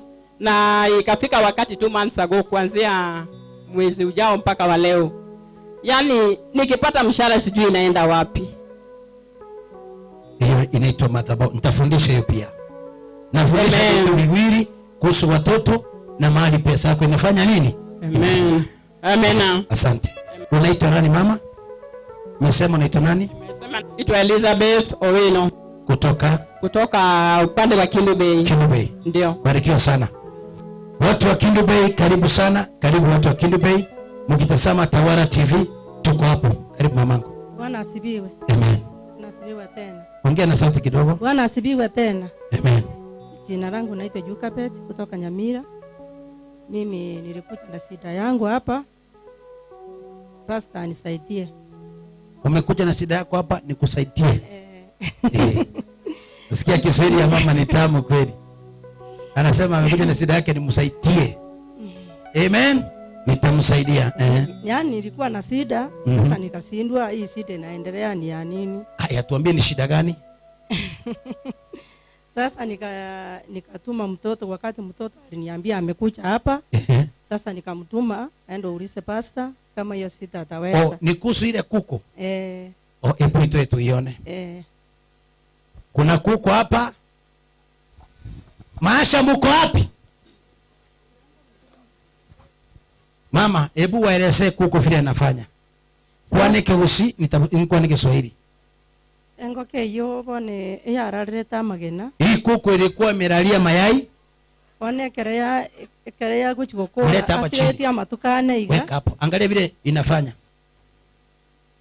Weka hapo mbele watu waone. Kaeni angalia kwa TV, simu angalia hapa, iko pale mtaiona.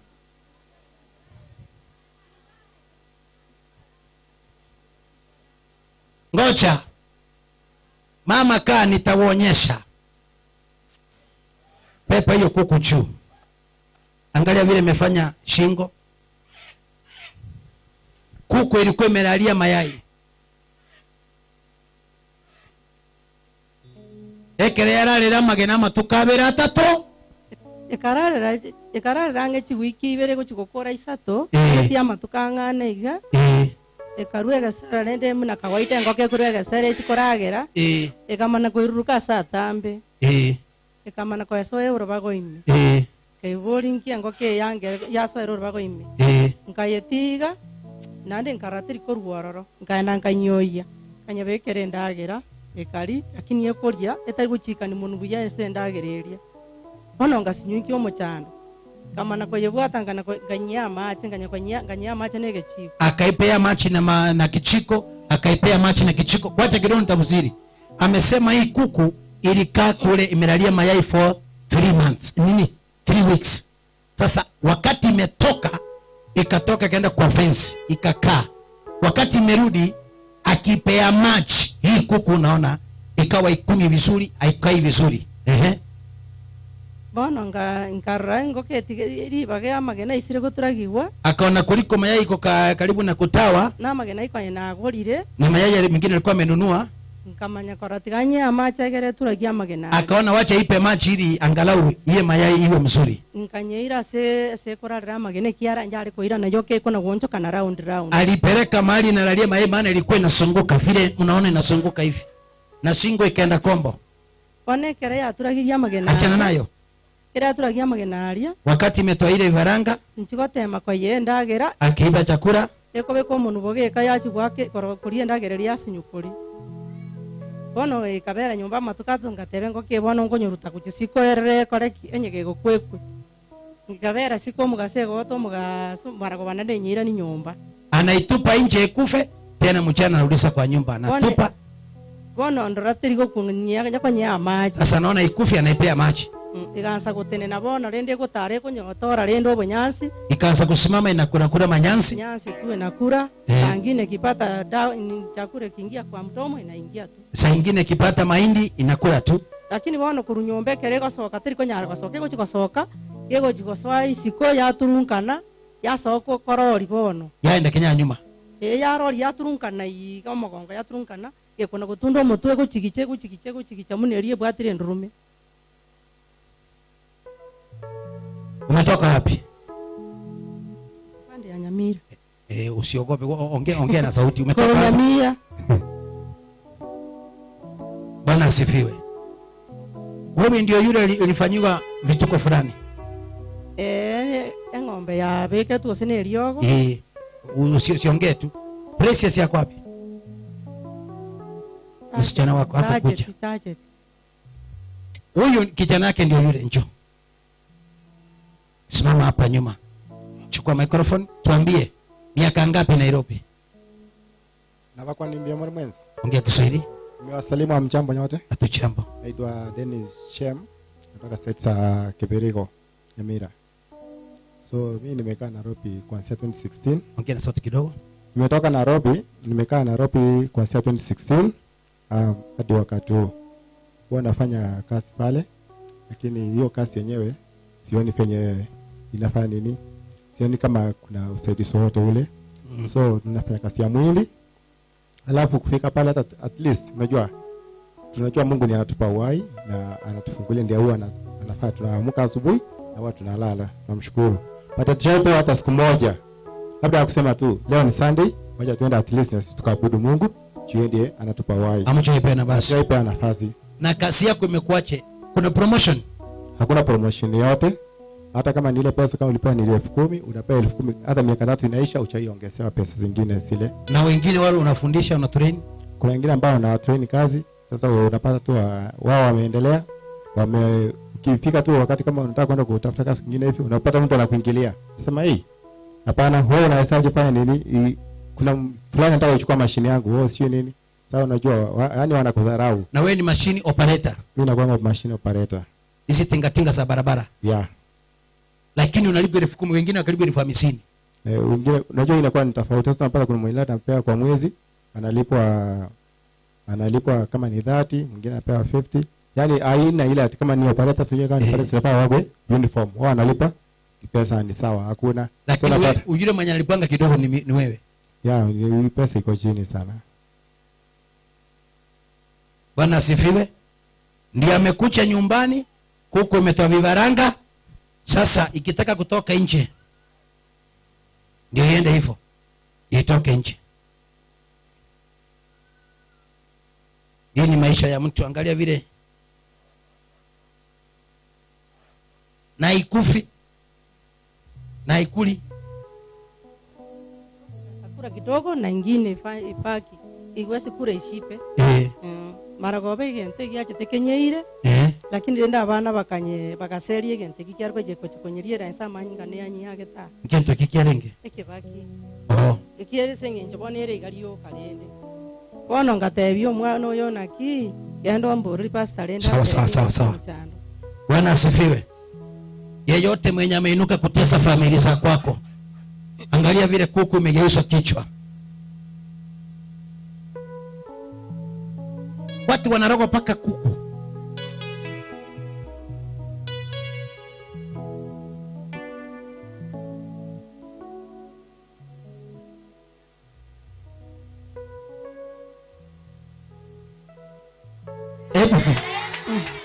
Hebu kimbia hapa useme. Sikia.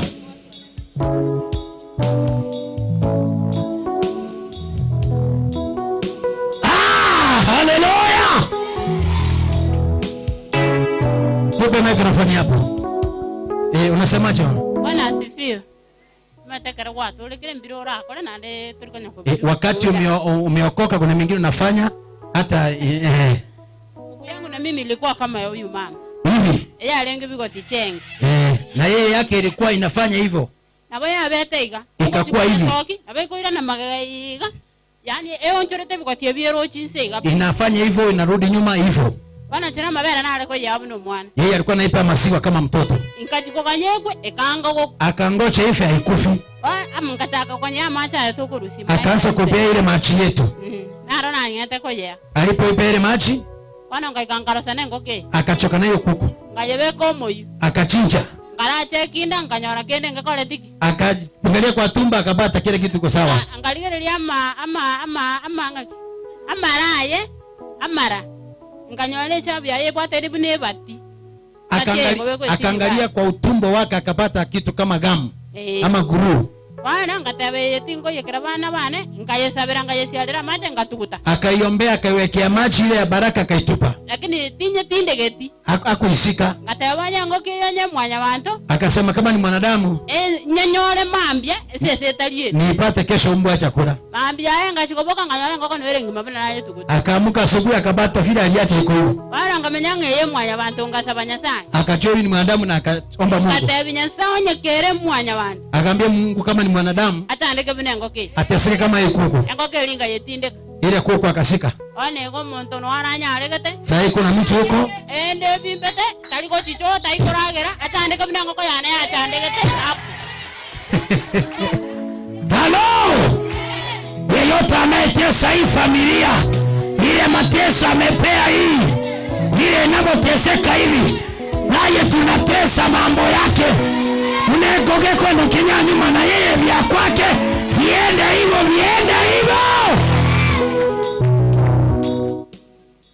Haleluya!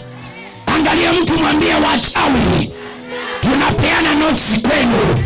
Sema kuanzia leo, wewe ninakujua wewe, mipango yako ni mwisho. Sema fire ya. Halo! Asante mama, asante. Asante, tutaombea. Please majili ya masaa. Okay, tutakuombea hiyo. Vile kuku pia inafanyika. Tutakuombea. Unaponywa saa hii. Asante. Hii kuku weka mahali. Hii haitachinjwa. Amen. Bwana Yesu asifiwe. Amen. Asifiwe tena. Mimi kwa majina ni Janet.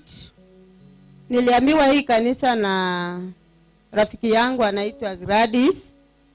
Wakati tulikuwa tunatoa watoto shule. Iko shida ingine ilifanya akaniambia hivyo kwa sababu nilisikia eti mtoto wangu alikuwa anataka kuchinyonga shule. Akaniambia hivyo lakini sikuambia mtoto. Sasa akaniambia kitu chenye utafanya, wacha nikupee namba ya pasta umpigie, ujue hiyo kanisa iko wapi, uende. Nilikuja hapa Jumatano. Ilikuwa Jumatano pasta. It was on Wednesday, yeah. Nilikuja hapa Jumatano mpaka hapa nikapata kumbe kanisa haikuwa kwa sababu ya ikula. Sasa nikapigia pasta. Mama kanisa hapo nyuma ya kanisa akanipea namba. Nikapigia pasta akaniambia aenda mpaka kwake. Vile nilienda pasta akaniambia na ikafika Friday hiyo mtoto akapotea. Nikasikia amepotea. But pasta akaniwekea mkono akaniombea akaniambia kaa kidogo tungoje. Simu yangu ikasimika lakini nikapiga ya pasta vile nilikuwa nimewaambia. My husband akaniambia mtoto amefanya nini? Amerudi. So pasta mimi nataka uombee huyo mtoto sana. Uombee watoto wangu. Kuna mtoto wangu hapa kijana naye alimaliza kutoka Machakos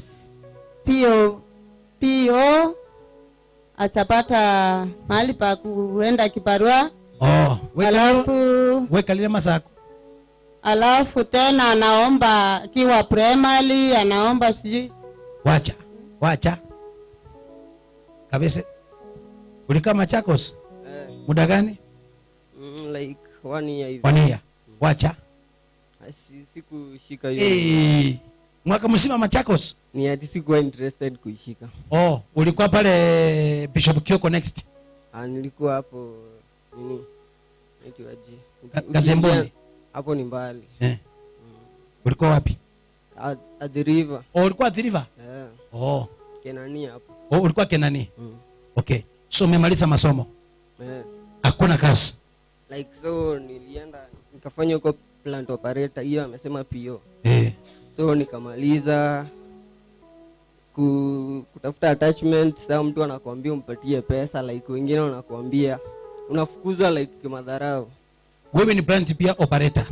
Unafika unafukuzwa. So nikaona hii course ni kama hainisaidii, so nikaachana nayo. Nikaona nitafute kibarua.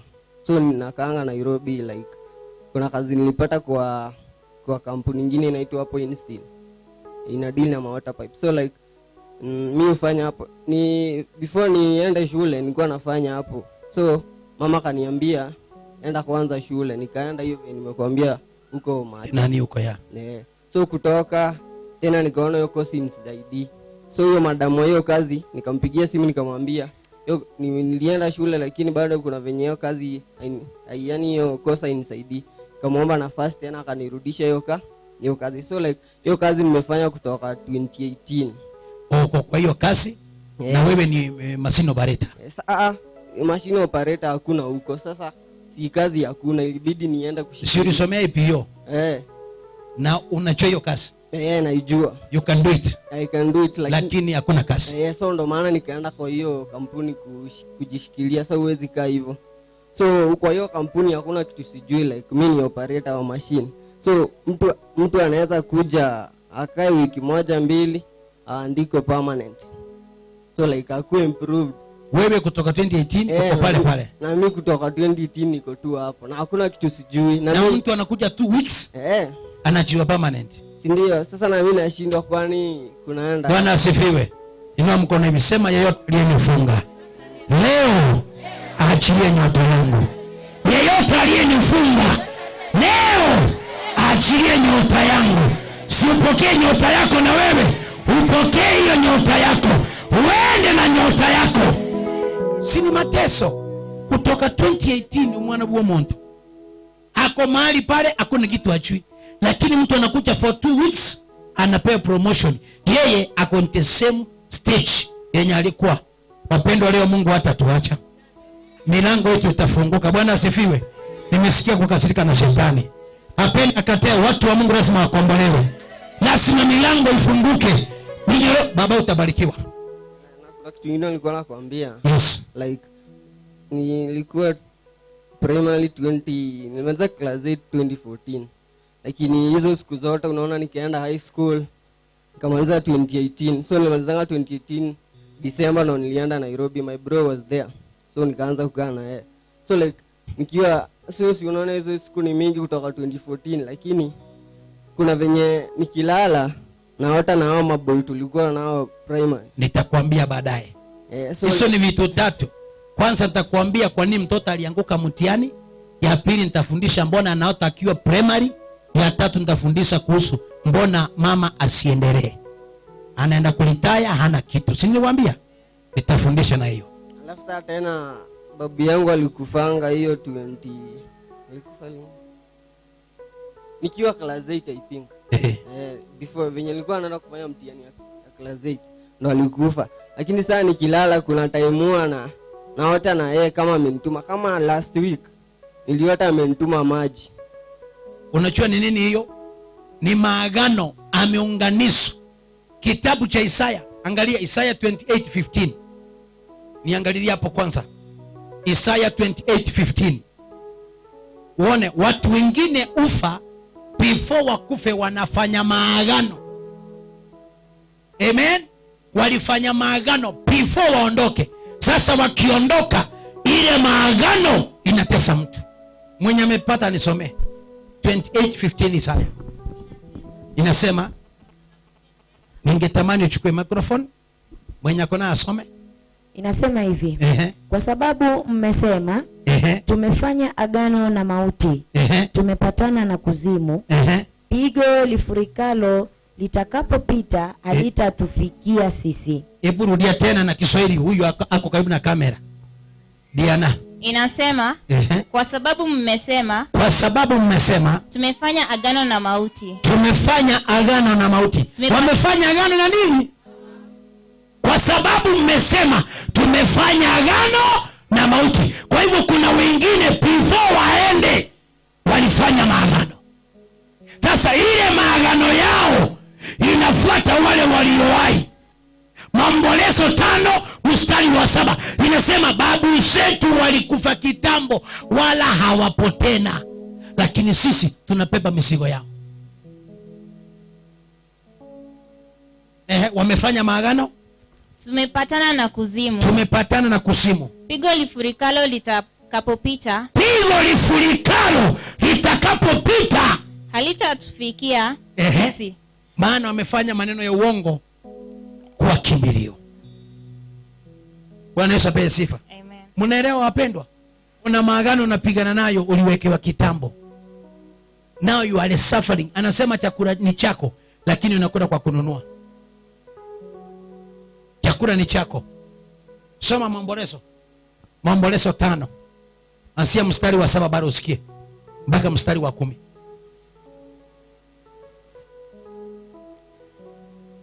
Nasemaje? Kutoka mstari wa 7. Inasema baba zetu walitenda dhambi hata hawako. Baba zetu walifanya dhambi hata hawapo. Na sisi tumeyachukua maovu yao. Nani amechukua maovu yao? Sisi. Unapata alienda kwa mganga, haukuenda. Akafanya mambo yake, haukukua. Nani amebeba mzigo? Ndio sababu baba umerara, wamuona akituma nilete maji. Alifanya magano. Na mtu wa familia akiwa mkubwa akifanya magano kwa familia, kama hakuna mtu wa kufunja, ile magano itasumbua familia. Nitafundisha hiyo baadaye. Asante baba. Asante. Tunaenda kwa next. Asante. Mupe microphone ya Malisa haraka, masaa imeenda please. Nimekuba 1 second.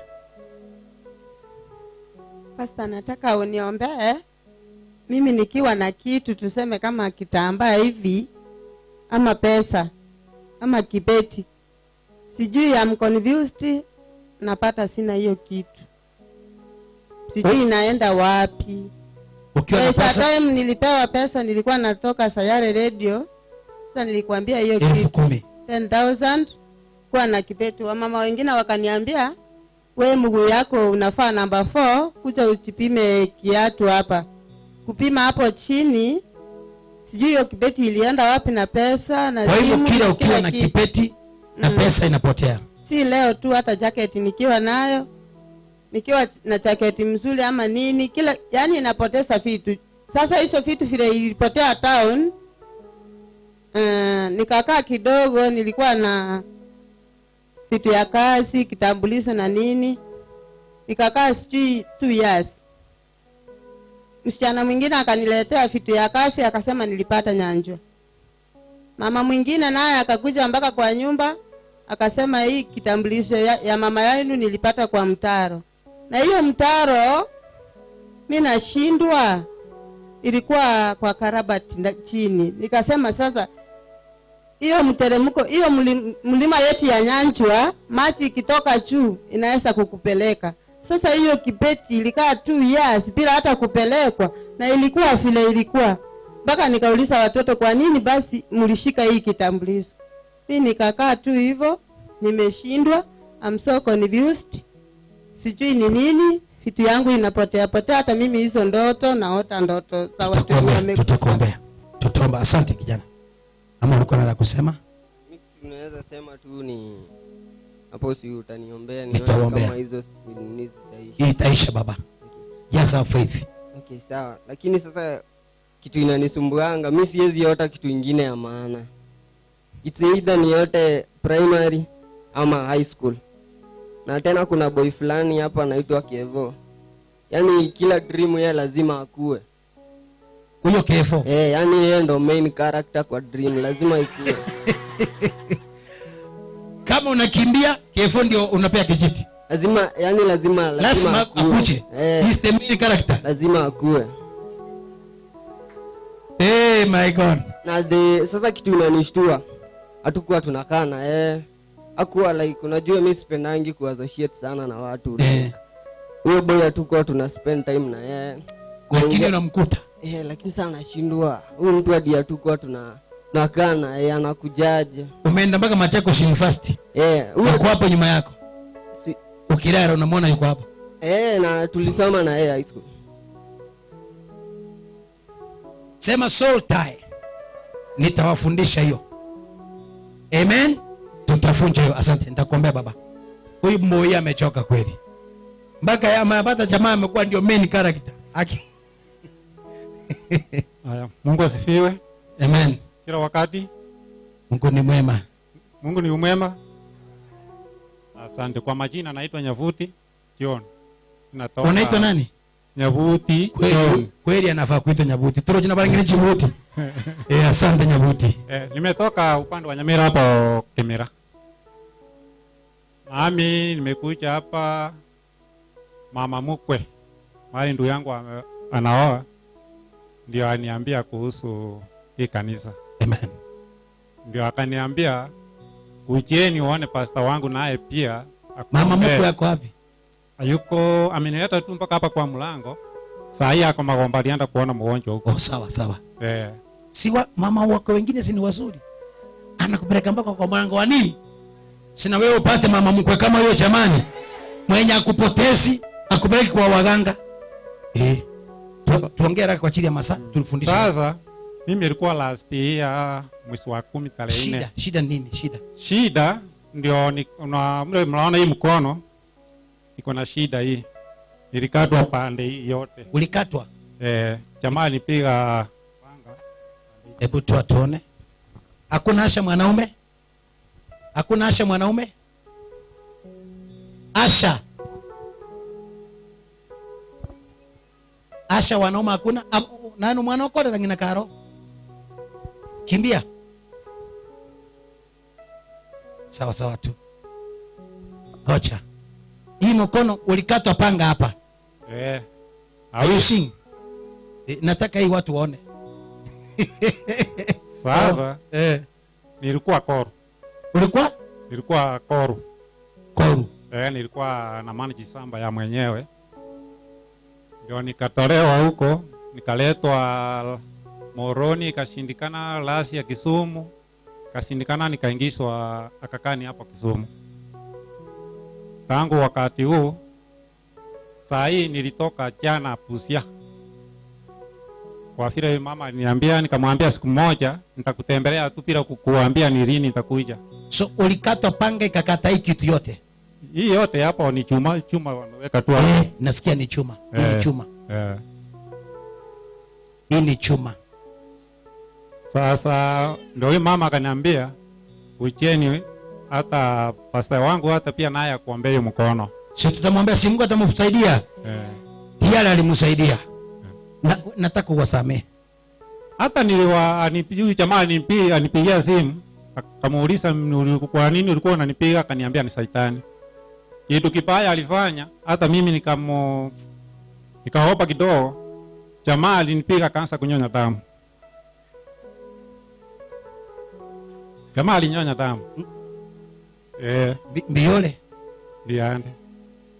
Upongia Kikisi na mimi ndio niongee Kiswahili. Ekala ngagete. Jamaa alipomkata panga Nkabunse wano rende dimla ngaka nkabunse dia manya. Wakati amemkata na panga hapa wale mnaona kwa TV. Hapa wakati amemkata panga hapa ameanguka. Akataka kunywa manyinga. Akaanza kunyonya damu.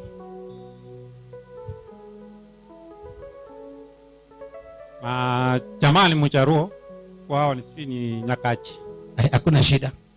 Sasa hata Avira ni pia nimwambia kwa sababu juu kufanya nimekusamea. Nimemsamea. Pigia ndugu yetu makofi. Si ataponywa. Lakini nimeshangaa alikatwa. Tena mtu anakunywa nini? Kwa hivyo kuntusi hata mimi hiyo ni kali kwangu. Mungu atusaidie. Asante. Utaponywa. Utaponywa. Asante. Si ulikuwa umeongea mama? Kuna kitu umemkusa ile kuku imekuja. Ngokeria chansa yagera na imoko bocha. Abuna nje na korera tu ngoko boigo. Sawa. Asante. Era ngachi kwenye manu manu nganywa gebe lakini ana gochimage tu matume imetuma. Sawa. Asante mama. Pole. Sawa, nilikuwa nimeongea lakini kuna nini ilikuwa imepakia kidogo mama na ndoto ya nilikuwa nataka niombee juu ya ndoto wanaota sana. Sasa vile nimesimama huku, huyu mwenzangu naye ameongelelea hivyo. Asante. Asante, nitamaliza hivyo. Asante. Na wewe umekuja umechelewa, kimbia. Nitakuombea. Mwanakio.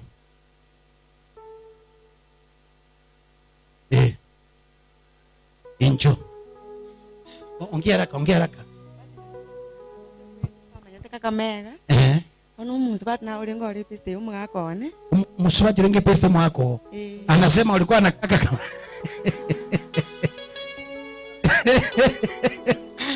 Ese yetali seito.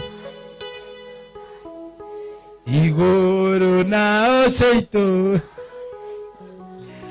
Anasema alikuwa anakaa Kakamega, mama alikuwa peste ya mume wake. Ikawa mzee wangu ananipiga kila siku. Akaacha kaniuliza mbona ananipiga hivi.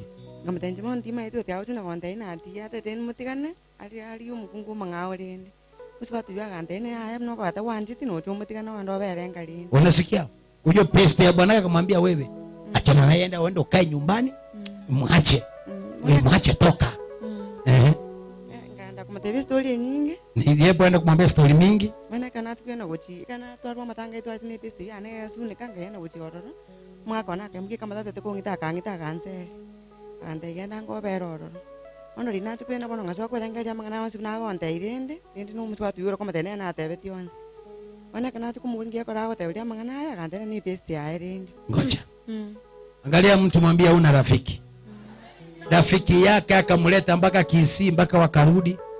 Ile mambo anamwambia nani, anaelezea nani? Sasa huyu anapigwa akiongewa kile. Nitakuombea mwanangu. Wana ile kabiri nane kana tukumuguna ndako na kumatea mangana mange.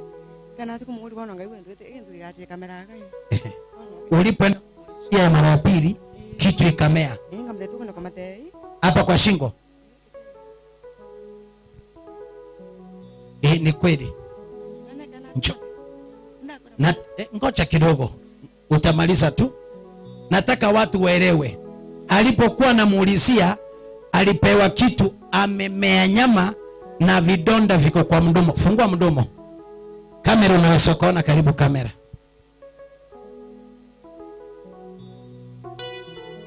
Shika mumeona. Mpaka sauti yake ndio unasikia ana sauti.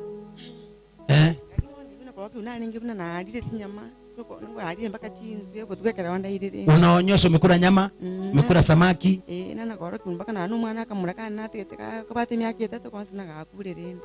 Ananyesha mpaka mtoto wake wa miaka 3 mdogo amekufa.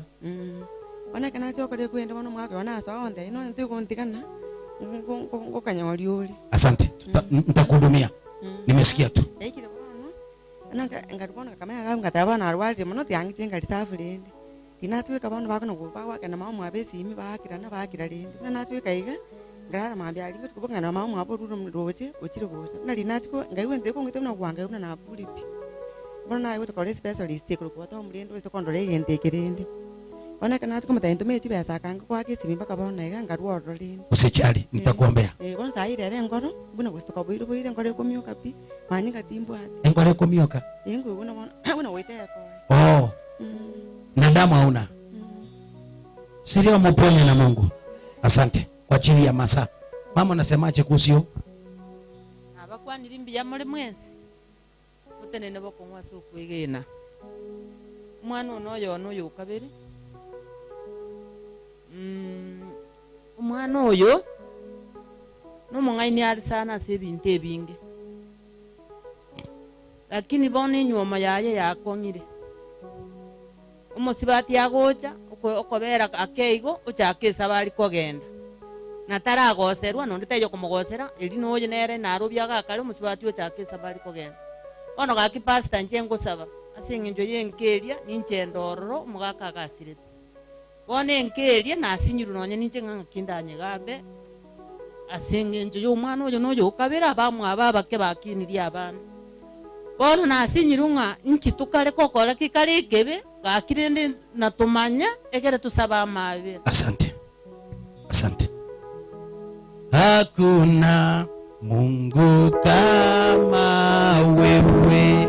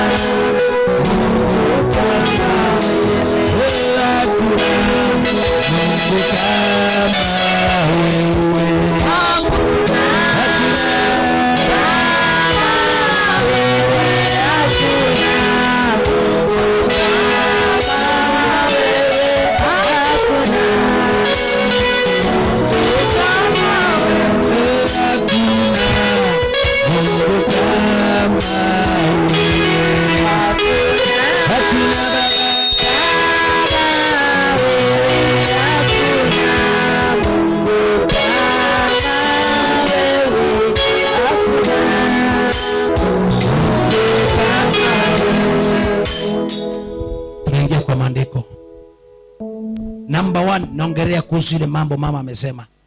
Akasema ya kwamba kila nikifanya kitu akifanikiwi. Angalia mwenzako kumwambia equal opportunity. Genesis chapter 4. Nifungulie haraka. Genesis chapter 4 from number 1. Pastor Neema nisomea haraka. Tuko nyuma ya masaa. Chapter 4 from number 1. Inasema hivi, Adamu akamjua Hawa mkewe. Adamu akajua Hawa mkewe, akapata mimba, naye akapata mimba akamzaa Kaini. Akasema, nimepata mtoto mwanamume kwa Bwana. Akaongeza akamzaa ndugu yake Habili. Habili alikuwa mchunga kondoo na Kaini alikuwa mkulima ardhi. Ikawa hatimaye Kaini akaleta mazao ya ardhi sadaka kwa Bwana. Habili naye akaleta wazao wa kwanza wa wanyama wake na sehemu zilizonona za wanyama. Bwana akamtakabali Habili na sadaka yake. Sema amen. Amen. Nimekuambia kuna kitu kinaitwa nini? Equal opportunity. Hapa kuna watoto wa baba moja, Kaini na Abel. Sasa Mungu akasema, nataka nibariki hawa mali yetu. Deuteronomy chapter 8 number 30 inasema kwamba and the power to be rich is given by law. Nguvu ya kuwa tajiri unapewa na nani? Na Mungu. Bwana Yesu apewe sifa. Lakini lazima uwe na madhabahu. Mama amesema anaenda kulitaya, hana chochote. Madhabahu yako ni yapi? Na nikawambia si kila madhabahu yeye unatoa sadaka inaweza kukusaidia. Madhabahu zingine ziliharibika kitambo. Bwana asifiwe. You give whatever you have, unafilisika. Maana madhabahu ilichafuka kitambo. Ana akakaa huko, akang'ang'ana, akaomba. Siku moja akaenda Rama. Haleluya. Maandiko yanasema alipofika Rama, alipotolea Mungu sadaka yake kule Rama huko, muujiza ukaonekana. Mbona tunahangaika? Maana wengine tuko na madhabahu haitusaidii. Lakini kwa vile unasema it's our village pastor, ni pastor wetu. Let me warn you today. Pastor wako mzuri ni mwenye atakayekwambia ukweli. Bwana asifiwe. Maana leo hii nitakuwa ni pastor wako wa village nisikusaidie. Wapendwa, tafuta mahali kuna madhabahu ya uponyaji. Tafuta mahali kuna madhabahu unatoa sadaka yako unaona kubarikiwa. Kitabu cha First Kings chapter 3. Hii haiko kwenye topic yangu. First Kings chapter 3. Nisome haraka. Mwenye amepata asome haraka. Hata kama ni uko nyuma. Tuko nyuma ya masaa. First Kings chapter 3 from number 1. Nasemaje? Soma na sauti. Huyo Suleimani akafanya ujamaa na Farao, mfalme wa Misri. Akaoa binti yake Farao, akamleta mchini mwa Daudi. Hata alipokwisha kuijenga nyumba yake na nyumba ya Bwana na ukuta wa kuzunguka Yerusalemu. Endelea. Sema amen. Sasa amekuonyesha baada ya kuchengea Mungu madhabahu, baada ya kufanya kila kitu, naye akaenda kutoa sadaka mahali pa juu vile wengine wanafanya. Ukafanyikaje? Sikia, pamoja na kwenda kutoa dhabihu, ile nyumba ilikuwa si ya Bwana. Ilikuwa ni mali tu. Kuna mali unayesoka kumbe Mungu aliama kitambo. Bwana asifiwe. Iko tu, hiyo ni kanisa. Lakini ana everyday statement. Ila watu walikuwa wakichinja dhabihu katika mahali pa juu, kwa sababu haikuwepo nyumba iliyoitwa kwa jina la nani? Bwana asifiwe. Uliza mwenzako mahali unaabudu Mungu, je, anaitanishwa na hapo? Mahali unatoa sadaka Mungu anaitanishwa na hapo? Mnanielewa kidogo? Bwana asifiwe. Ukikaa mahali na Mungu haitanishwi, unatoa sadaka unafilisika. Wacha nikwambie, ukiwa na madhabahu mbaya na uko na duka utafilisika.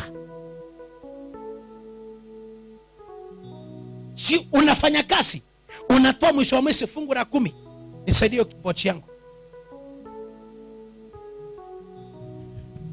Nimekucha niko na fungu la 10. Niko na 10%. Nimefanya kazi mwaka mzima. Nimekucha. Mimi ndio nimekucha, nikiingia kwangu. Nikicha kwa madhabahu na 4,000 ambao ni ya fungu la 10. Nimesiweka kwa madhabahu. Ikitoka kwangu ikikucha hapa inaitwa sacrifice. Imekuwa dhabihu. Sasa wakati umeweka uko na shida, wakati unainua mikono Mungu nitetee, ile dhabihu itakutetea. Haya, imetoka kwangu imeenda kwake. Ni ya nani? Ni ya nani? Ni yake. Na yeye wakati ameipata ili imsaidie, ataleta fungu la nini? Wakati ameleta ile fungu la 10 amepata protection. Number 2, inategemea mahali anapeleka. Maandiko inasema ya kwamba Suleimani akawa anapepa sadaka, anapeleka mahali anatoa, lakini mahali alikuwa anatoa, mahali pale haikuitanishwa na jina la Bwana. Leo hii tafuta madhabahu ambayo Mungu anaitanishwa mahali pale, mahali ambapo Jehova anaonekana. Haleluya. Wacha tuone next alipoteremka kwenda. Sulemani akapenda Bwana, akajua hapa ninachezewa, hapa kuna karate ninatoa sadaka sioni kitu, natoa fungu la 10, hii madhabahu haitanisaidia wala hanisaidii. Na kwa vile alikuwa anapenda Bwana, akaenda katika amri za Daudi babaye. Sikiza nikwambie, wokovu inategemea kila kitu kina msingi. Babake alichangia Mungu madhabahu, naye Daudi akachangia Mungu nini? Madhabahu. Uliza mwenzako na madhabahu gani? Kuna wengine hapa vile tunaongea hivi, madhabahu yako ni ya pombe. Mumewekewa pombe. Hata wewe si mlevi, lakini ukitembea sura yako ni ya kalewalewa. Hata watu wakikuona wanasema huyu ni kama ni mlevi, na huja kunywa pombe. Kila nguo ina kazi yake. Kuna nguo ya night dress, utafaa kuja kanisani. Na kuna nguo ya madaktari, unaona wamevaa pale ndani ya white, na watu wa butchery.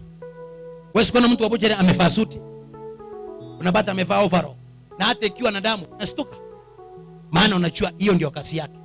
Lakini leo hii upate mtu amevaa nguo overall na kuna damu kwa barabara, utasimama? Maana amevaa mavazi mahali haistahili.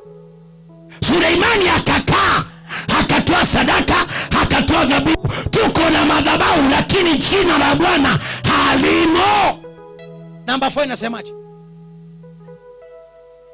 Sasa mfalme amechoka, ametoa sadaka, ameng'ang'ana, amenunua viti vya kanisa, amechenga, hakuna kitu ameona.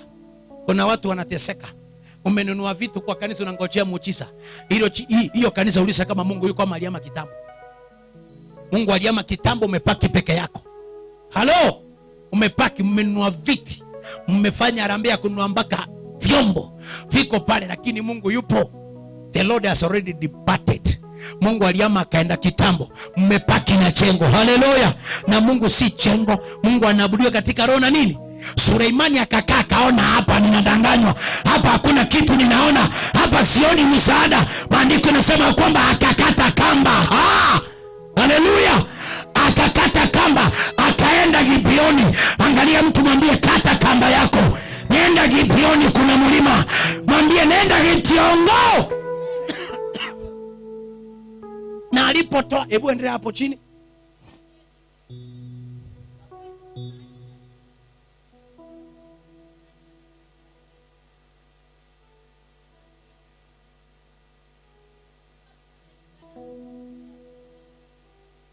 Sema amen. Sasa ile madhabahu yenye na nguvu, alipotoa sadaka nini ilifanyika? Mungu akamtokezea. Bwana asifiwe.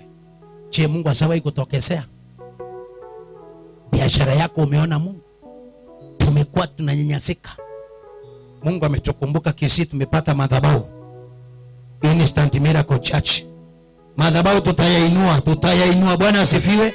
Watoto wanyamazishwe. Madhabahu tutayainua, adui apenda akatae. Number 1, sheria number 1, kitabu cha Isaya 62. Isaya 62. Tako nisomee number 6, 7. Tufanye haraka masaa. Pastor Nemo kuko umepata.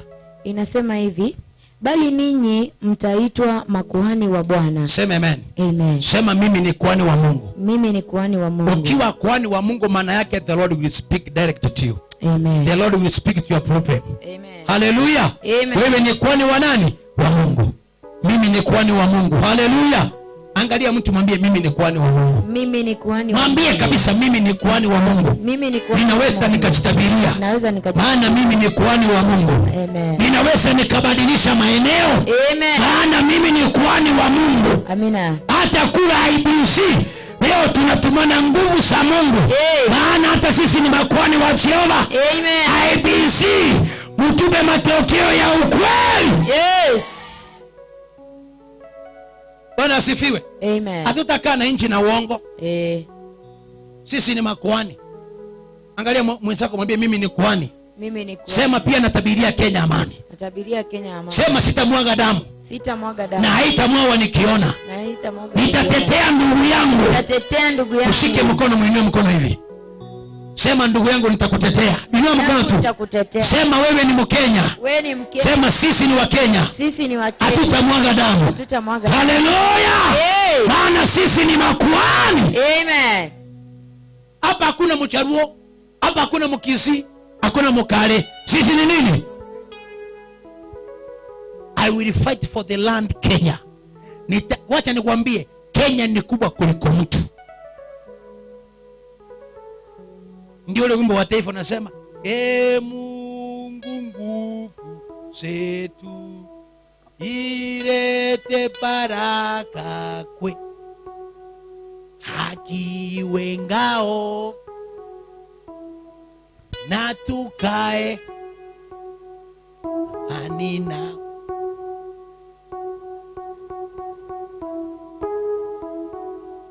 Ili Kenya iwe na undugu, iwe na uhuru, baadaye tustawi.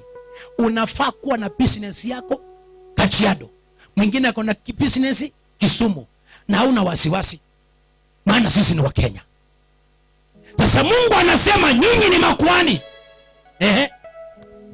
Anasema hivi, watu watawaiteni wahudumu wa Mungu wetu. Sio, sema amen. Amen. Sema kuanzia leo. Kuanzia leo. Kile wataona kwangu. Kile wataona kwangu. Wataniita mimi ni mhuduma wa Mungu. Mimi ni mhuduma. Haleluya.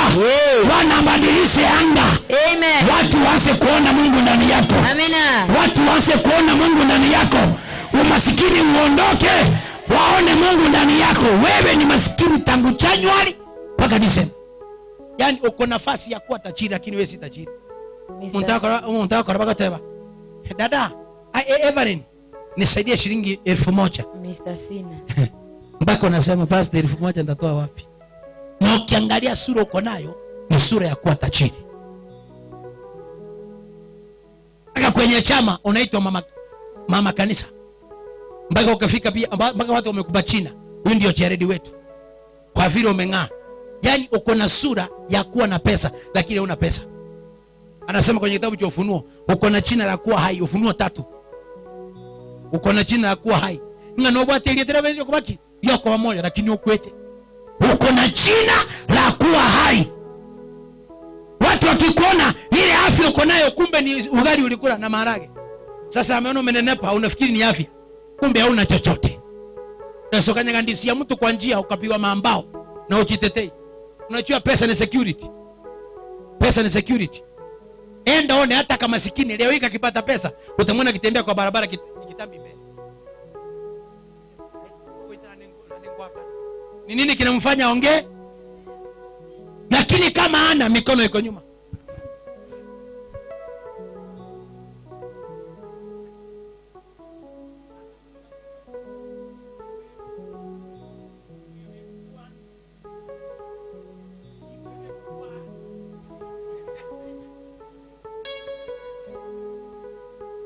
anaimba inatoka na upako, maana chochote hakuna. Ni wewe, ni wewe Bwana, ni wewe, ni wewe Bwana. Lakini siku hii hakuna. Utasikia tu hata ushuhuda. Bwana siwe wapendwa, tunaishi kwa imani tu. Wengine hata akiwa na chapati kwa nyumba na mchere iko kwa kabadi, wache ifike wakati wa praise and worship. Praise. One. Utachua leo mama kweli kwake kuna kila kitu. Tumbe praise. Moja. Sikia. Utachua mama leo akona chapati nyumbani.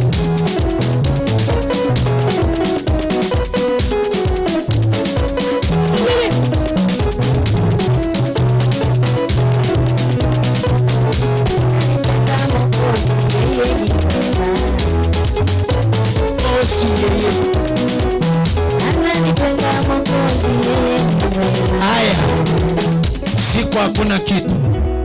Wimbo ni ule ule, imba wimbo. Unanipenda Mwokozi, yeye ni mwema. Unanipenda Baba, yeye ni mwema. Unanipenda Mwokozi, yeye ni mwema. Na wimbo ni ule ule. Leo Bwana akupe haki yako. Bwana akupe haki yako.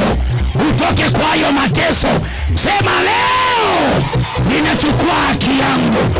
Aliyekamata baraka yangu kwa jina la Yesu, ninataka hiyo baraka yangu. Haleluya. Ezekiel 22:29. Niko karibu kumaliza, niombe watu. Hapa kuna mlipuko. Watu wanafunguliwa, ngoja muone. Watu watafunguliwa. Ezekiel 22:29. Nisome haraka. 22:29. Hapa kuna mlipuko wa Jehova. Inasema hivi. Watu wa nchi wametumia udhalimu, wamenyang'anya kwa nguvu. Naam, wamewatenda jeuri maskini na wahitaji. Nao wamewaonea wageni bila haki. Nami nikatafuta mtu miongoni mwao atakaye litengeneza boma na kusimama mbele zangu mahali palipobomoka kwa ajili ya nchi, nisije nikaiharibu, lakini sikuona mtu. Achi hapo. Mungu anasemaje? Akatafuta mtu mmoja atakaye simama kwa kila boma ili nchi isipomoke, lakini amekosa. Bwana asifiwe. Nilikuwa naambia watu ngujusi, Mungu siakupe nguvu na watu watikende hata au na kitu angalau na wewe uonekane. Maana Mungu anasema nimetafuta mtu kwa kila boma, mmoja tu, ataki wengi, mmoja tu atakaye simama na habari. Bwana asifiwe. Kwenu hata kama kuna wasimu, hata ukienda shambani, si mnasema kuna mlete mtu nyumbani, hata kama achichui, hata kama ni nyanyamuzee wa miaka 90 ako nyumbani, maadamu hako, hata mkienda mbali unajua ni kuna security, kuna mtu nyumbani. Hata akiwa mtoto mdogo na umemwacha kwa nyumba, hata ukisikia mbwa sikibweka unasema nimemwacha choni nyumbani, hata kama ni kadogo, una enough security. Wengine hata mko hapa si mmefunga nyumbani, unajua kufuli ni ya pesa ngapi? Umefungia mlango, ulinunua kufuli ya 150, lakini ingia kwa nyumba uko na TV ya 30,000, uko na kitanda, uko na kila kitu, lakini ako kafunguo kamoja kawani wote kamekupa faith. Uko hapa siku nzima na hata hauna wasiwasi, unajua kwangu nimevua. Angalia mwenzako kumwambia kuwa na faith nzuri kwa Mungu. Wengine wako na kufunguo kale ka sanduku, maadamu umeweka kwa mlango hauna wasiwasi. Sasa Mungu anasema natafuta mtu mmoja. Jehova anatafuta mtu mmoja, anatafuta mama ambaye amefungua moyo wake, atakayesema no to corruption, atakayesema no kwa dhambi, ili asaidie watu wake. Kenya tunataka mtu mmoja atakayesimama katikati, awe ni Chebukati, amani ipatikane. Anataka mtu mmoja Kenya asimame, wende kawa ni wewe, nyumbani kwenu itokelewe mambo ya aibu, aibu iondoke kwenu, baraka irudi tena. Mungu anataka mtu mmoja, wende ikawa ni wewe. Leo hii Bwana akutumie wewe vile ulivyo. Huyo mtu mmoja Mungu anatamani, wacha iwe ni wewe. Haleluya. Watu wamenicheka miaka mingi, wakasema kinyume miaka mingi, lakini Jehova anasema anatafuta mtu mmoja, anatafuta mtu mmoja atakayesimama kwenye njia. Mungu ameangalia, akaangalia juu hakuona, akaangalia chini hakuona, ameangalia kila upande, lakini mchana wa leo Jehova anasema nataka mtu mmoja. Ninaomba kwa ajili ya yule mtu ambaye anasema enough is enough. Kwetu tumeteseka vya kutosha, haya magonjwa siyataki tena. Mungu anasema nataka mtu mmoja. Jioni ya leo ninakwambia mpendwa, wewe ndiye Mungu anaenda kudedicate. Jehova anaenda kuachilia neema kwako, unaenda kutoa magonjwa kwa familia. Wachawi watawatesa tena. Yesu anaachilia mtu mmoja. Yule mtu mmoja leo ni wewe, ni wewe. Yule mtu mmoja Yesu anataka ni wewe, mama ambaye utakayesimama kwenye ngapo ili amani ya Mungu ipatikane. Haleluya. Shetani akianza kutesa watu, kwanza anakupa backward spirit. Watu wengine wanaota wako kwa darasa, ulimaliza kitambo na unaota bado umerudi kule kwenye darasa, ni roho ya kukufuta chini, inaitwa roundabout spirit, roho ya msunguko. Unaota uko primary na uliolewa kitambo. Wengine anaota amekula nyama, ukiota umekula nyama, next unaona kama yule mama mumeona kwa TV ulimi, next akaenda kupima anaambiwa ni cancer ya throat cancer. Ukimuuliza anaweza kuambia wakati alikula nyama aliota, na ameota kitu kimekwama kwenye koo, alipokoa vidonda vilianza. Sasa next ile kitu imemea hapa, asipoombewa, maana it is spiritual, isipoondoka siku 2-3 nasikia ni throat cancer. Mama ameenda hapo, utamwona kesho kutwa yuko, watu wamemsahau. Wachawi wanatamuka ulimwengu wa kiroho, wanatafuta mtu. Wengine unaona usiku unauza vitu katika ndoto, wakati unauza si vitu, unapeana. Unaona ukipewa pesa, kama usawa yote ukipewa pesa, umepewa roho ya maskini. Wamekunyang'anya kile uko nacho, umenyang'anya kile uko nacho. Mwingine ukiota usiku eti ulikuwa unatembea umeokota pesa mingi, ngocho maskini mwingi. Wengine mnaota eti uko kwa gari unaelekea Amerika ndege, utatembea na miguu mpaka uchoke.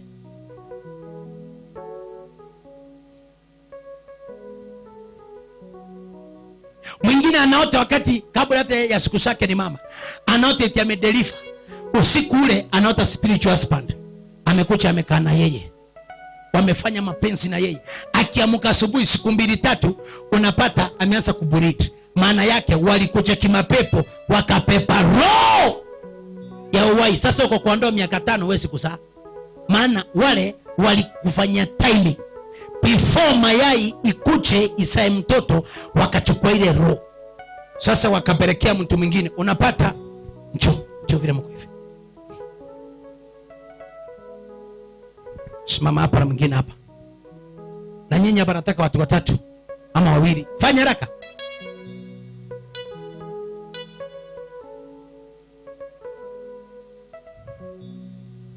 Nataka mama mmoja mkubwa. Hata wewe njoo ni mama. Nataka mtoto mmoja, kijana mmoja. Simama hivyo mama. Simama hapa kwa madhabahu kando ile. Wewe simama hapa. Simama hapa nyuma ya yule mama. Na wewe simama hapo nyuma. Na wewe hivyo, sawa. Sasa unapata huyu anaenda kwa mganga, anataka nyota. Unapata huyu ni Mkristo, anaenda kwa kanisa, hapepi fungu la 10, hapepi sadaka. Sasa una vile vita vinakuja. Huyu amegundua watoto wa kwake hawashiki network, hakuna. Sasa amechua wa yule wako sawa. Sasa huyu akienda kwa mganga anapepa sacrifice, anapeleka kwa mganga 10,000. Nataka roho ya watoto. Huyu ameleta shilingi 500 kwa kanisa. Sasa huyu ameenda kwa mganga, mganga anasa vitu vyake, anatumana roho, wanaita wase. ile roho ikitumanwa inaanza kutafuta mahali itapata nyota.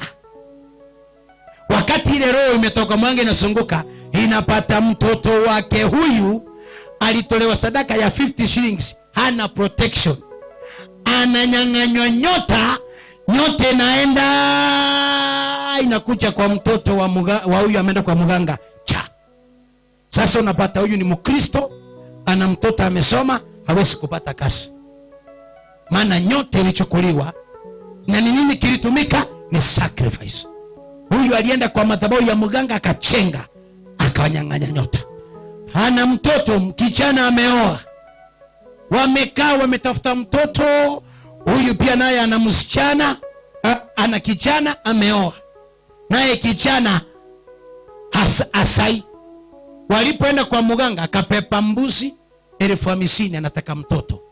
Mganga akatuma na mapepo. Sasa mapepo ikiwa kwenye anga inatafuta, inaenda inapata roho ya huyu. Huyu anaweza akasaa, lakini amekamatwa, hana nyota ya chochote. Sasa ni maskini. Mke wake usiku wakati amelala, anaota spiritual husband amekuja amemwataka. Before ifanyike, kumbe ni ile roho ya mganga. Ile roho inakuja na pepa, ile roho ya uhai, mayai ya uhai na pepa. Inapepa inapelekea mtoto wa nani? Wa huyu. Sasa unapata watoto wa yule wamesaliwa kwa familia hii. Yule anapaki hana mtoto. Mama anakaa ni tasa, anateseka. Kumbe watoto wetu walisaliwa na nyota ya uchawi wakachukuliwa. Hata wengine mko hapa mlisaa waiota umesaa mtoto mpaka ukanyonyesha usiku, si ni ukweli? Ulipoamka asubuhi mtoto unaonyeshwa na Mungu. Huyo mtoto ako wako, lakini kidimoni kali ulinyang'anywa ako kwa mtu. Wengine wanabadilishiwa. Mtu anaona kwa nyota, anaona mtoto wako ako na kipawa, na vile ako nayo na huyu ana kidimoni kali. Wanaenda kwa mganga, wanageuza roho yako. Ukiwa na mimba inakuja kwa huyu, ya huyu inaenda kwa huyu. Sasa ukizaa unazaa watoto wako na nyota tofauti. Mfano mzuri, mama yake Yesu na Mariamu Magdalena waliposalimiana, maandiko yanasemaje? Huyu alimwambia heri mwanamke wewe, maana waliposema nini ilifanyika? Kitoto kichanga kiliruka ndani ya mama yake Yesu. Akamwambia umebarikiwa kuliko wanawake wote. Kwa hivyo hata wakati uko na mimba, mtu anaweza akabadilisha nyota ya mtoto wako, akaenda kwa madhabahu akachukua akaibadilisha. Akikupa mkono ameenda na nyota, unapaki na mtungi box. Ndio mtoto anasaliwa kutoka chini anaanza. Maana aliposaliwa alimtolea sadaka, enda mkae shilingi 50. Akifika class 7 anaanza kurudi nyuma, class 8 chochote, form 1 umoticho ashiki.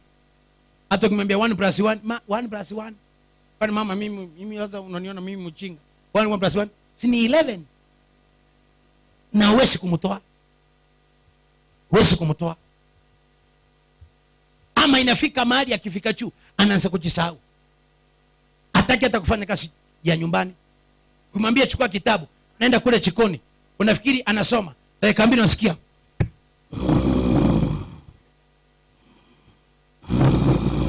ukimwita mora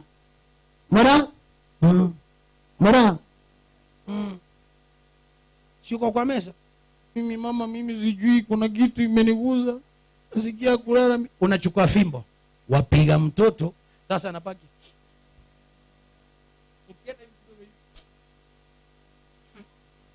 roho inamwingia, namwambia chiue, maana alinyang'anya nyota. Mtoto anachukua kamba, anafunga mlango, ukikuja asubuhi ameninginia.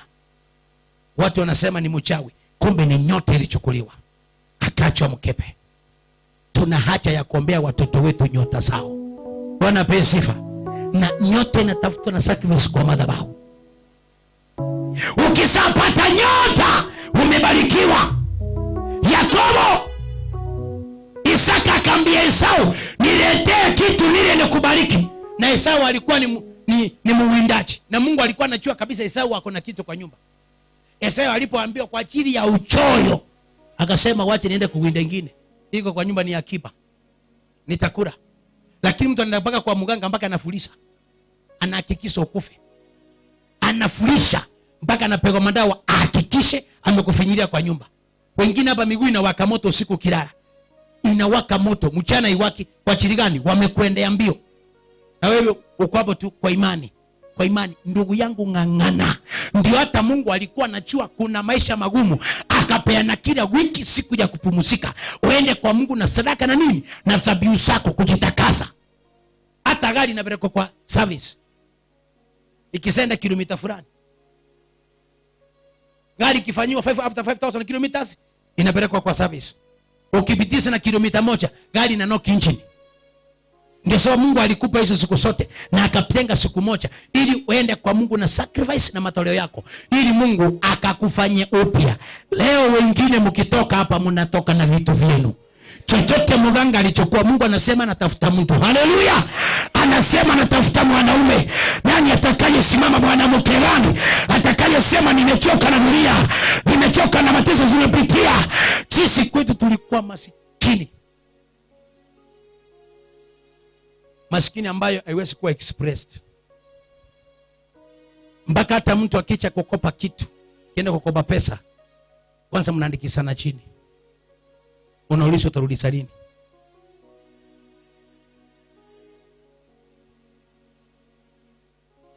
Ndio hiyo. Unataka 1000, utatoa wapi? Maana umepewa roho, wewe mwenyewe haikusaidii. Unafanya kazi kama ndofu, lakini unakula kama mende. Kwa kijiji, wakati mtu anajenga nyumba ya kupoma, wewe ndio unatafutwa. Unapasua kuni, unasomba miti, unajenga nyumba, unakanyaga matope, unaweka viti kwa nyumba. Siku ameweka TV, mlango piga asubuhi, hodi, karibu. Anakusimamia kutoka nje mlangoni. Ulikuwa unasemaje? Nimekuja mvua, nataka niangalie TV kidogo.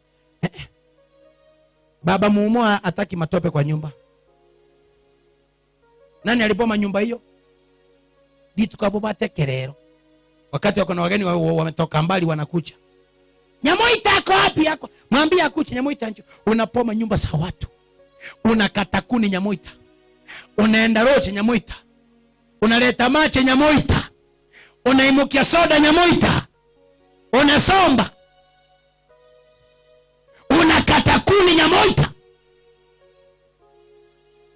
Unapika mandazi Nyamoita. Nyangili Nyaboke anajua kupika nini? Nyaboke anapika chapati. Lakini ndio taribu kule hata kama ni kamoja. Utasikia Kwa hivyo ni chakula ndio imekuleta hapa. Wanapewa, wanakula, maana una roho ya mateso walisukuma kwako. Hiyo laana Mungu leo apigane nayo. Haleluya! Unapendwa kwa ajili ya kazi ngumu, lakini wakati kuna mazuri upendwe. Hiyo laana Bwana apigane nayo. Watu wanakupenda kwa maana wewe una nguvu ya kufanya kazi. Hiyo maisha ya mateso iondoke kwako. Iondoke leo kwa maisha yako. Hautatumika tena vibaya. Wamekutumia vibaya ya kutosa. Sema nimechoka leo. Bwana Yesu, ninataka nione. Bwana Yesu akuone mama. Kwa hiyo mateso Yesu akuondoe. Kwa hiyo matatizo akuondoe. Hautatumika tena vibaya. Wewe sio fagio. Wewe sio fagio ya kutoa takataka. Maisha yako ni ya muhimu. Yesu akuondoe kwa hiyo eneo. Haleluya. Yesu akuondoe kwa hiyo eneo. Hayo maisha unakaa sema nimeyakataa. Nimekataa hii maisha ya mateso. Hii maisha ya kutumika vibaya nimekataa. Watu wakitaka mtu wakonda ni wewe. Mtu akufanya kazi ngumu ni wewe. Jehova anasema ni nani atakayechunganisha na madhabahu ambaye anatamani apokee hiyo nyota? Hiyo nyota ni ajiliwa ya kubarikiwa. Kuna baraka Yesu amesiachilia. Kuna maboksi Mungu anayachilia. Vitu vinaanza kumiminika. Kuna watu wanapokea baraka. Wengine wako kwa TV, wengine wako kwa radio. Unaweza ukachunganisha na madhabahu haya na sadaka yako na dhabihu yako. Unaweza ukasema mimi natamani niwe ni yule mtu ambaye ambaye Mungu anatafuta. Jehova anasema alienda kuangalia, akaangalia kwa kina poma. Pastor, rudi hiyo maandiko. Akaangalia kwa kina poma. Angalia maandiko haraka. Inasema hivi, Jesus. Watu wa nchi wametumia udhalimu, wamenyang'anya kwa nguvu. Anasema wale unakaa na wao, wale ulikuwa unategemea, wamekunyang'anya kwa nguvu. Mtu anatumia mpaka nguvu yako. Unaenda shambani kwa mtu, unampandia mahindi, unabalilia, unatoa shambani, uwacha kwa bongorora, kwa weka baka igunime, mpaka dawa unaweka. Lakini kesho neno mwambia, dada nataka mikebe miwili, niko na sina kitu. Anakuambia mimi sina kitu kama hiyo. Mungu ndiye anasema watu wa dunia wanatumia udhalimu, wamekunyanyasa, umenyanyasika, umetumia, yani watumia mabokago kwa rosi mwabande yaba elobio kayego chandegete. Mungu anasema nataka mtu. Endelea kusoma. Inasema hivi, wametenda jeuri maskini na wahitaji. Wametenda jeuri maskini na wahitaji. Nao wamewaonea wageni bila haki. Nao wamewaonea wageni bila haki. Nami nikatafuta mtu miongoni mwao. Nami nikatafuta mtu miongoni mwao. Atakaye litengeneza boma. Atakaye itengeneza boma. Haleluya. Amen. Mungu anasema anatafuta miongoni mwenu mtu atakaye tengeneza boma. Sema boma ya kwetu. Boma ya kwetu. Nitaitengeneza. Hata kama sikusoma. Nitaitengeneza. Amen. Sema hata kama sikuenda shule. Bwana amenipa neema. Amen. Sema boma ya kwetu. Boma ya kwetu. Nitaitengeneza. Umasikini nitauondoa. Yes. Mimi ndio nitakaotengeneza. Haleluya. Kama wacha nunua gari, kanunue gari. Kama wacha chenga. Mungu anasema nataka mtu mmoja, si wawili, mtu mmoja. Taka tuingie kwa kutolea Mungu sadaka, fungu la 10 na dhabihu zetu. Ukisoma Ayubu 38 mstari wa 12. Wale mko kwa radio na kwa TV, unaweza kuchunganisha na madhabahu haya. Ukasema mimi nami nimeteseka vya kutosha. Nimesoma nikamaliza shule, lakini hakuna kitu nimepata. Kumbe walikunyang'anya nyota. Leo unapoenda kutolea Mungu dhabihu yako 1,000, 3,000, 4,000, 500, Mungu anaenda kusimama, nyota yako inadaiwa. Kuna kitu Ayubu aliuliza Mungu. 38 mstari wa 12. 38 nisome tafadhali. Ayubu 38 mstari wa 12. Inasema hivi, je, umeiamuru asubuhi tangu siku zako zilipoanza? Bwana apewe sifa. Amen. Ni Mungu anauliza swali. Je, umeamuru siku yako, asubuhi yako? Leo tunaenda kuamuru asubuhi yetu. Amen. Kupitia kwa matoleo yetu. Yes. Kuna asubuhi ulikuwa unatarajia Mungu akupe. Kuna future ulikuwa unatamani. Kuna maisha ulikuwa unataka. Bwana asifiwe. Amina. Today I will command my morning. Amina. Today. Taka niungane na madhabahu. Nami nilisema Mungu leo nitakutolea kwa madhabahu. Ile choo ya pale nyuma haijamaliza kutengenezwa. Mimi niliweka sacrifice yangu, nikamwambia Mungu nitatoa 30,000 ya kutengeneza ile choo. Nataka iwe sacrifice yangu kwa madhabahu. Nataka iwe sacrifice yangu kwa madhabahu. Ili Mungu na mimi anikumbuke kuna kitu nataka. Nataka uwanja mkubwa wa kanisa. Nataka sponsor wa kuinua kanisa hii. Nataka vile tumeingia kwa TV, Mungu atupe pesa ya kutusustain kule kwa TV tuendelee. Tuko kwa radio, Mungu atupe. Maana leo tuko kwa radio, hata kesho jioni tutakuwa kwa radio saa 3. Thursday tutakuwa kwa radio. Hii naomba Mungu anipe. Nataka nitoe sacrifice yangu. Nachunganisha na Mungu. Mwenye anaongea acha kuongea. Nachunganisha na Mungu. Nakamwambia Mungu, hii nikitoa nimetoa na lengo. Hii madhabahu itengenezwe. Kuna vitu natamani Mungu afanye. Kuna maombi mumeomba haijajibiwa.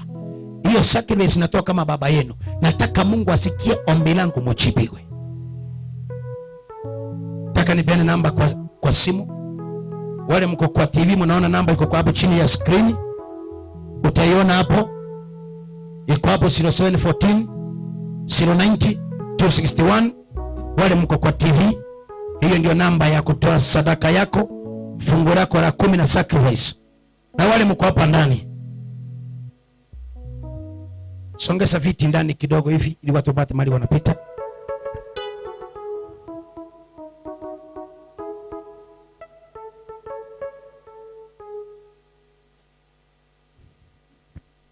Tunapoenda kutolea Mungu sadaka na dhabihu zetu, mimina moyo wako kwa Mungu. Tukimaliza tunaingia kwa critical area. Miujiza itafanyika hapa, si ya kawaida. Kuna watu wanapokea vile wametamani muda mrefu. Kaa kwenye eneo la Mungu. Yule alikuwa anatafuta wewe ni wewe. Leo patikane katika eneo. Ayubu alisemaje pastor nikimalizia? Anasema hivi, je, umeiamuru asubuhi tangu siku zako Je, ushawaamuru asubuhi tangu siku zako zilipoanza? Umeyajulisha mapambazuko mahali pake? Yapate kuishika miisho ya nchi. Sema amen. Amen. Nitajulisha mapambazuko mahali pake. Amen. Mapambazuko ni vitu vizuri. Nataka nionyeshe watoto wangu madhabahu ndio mapambazuko yao. Amen. Sacrifice yangu itanipa my morning.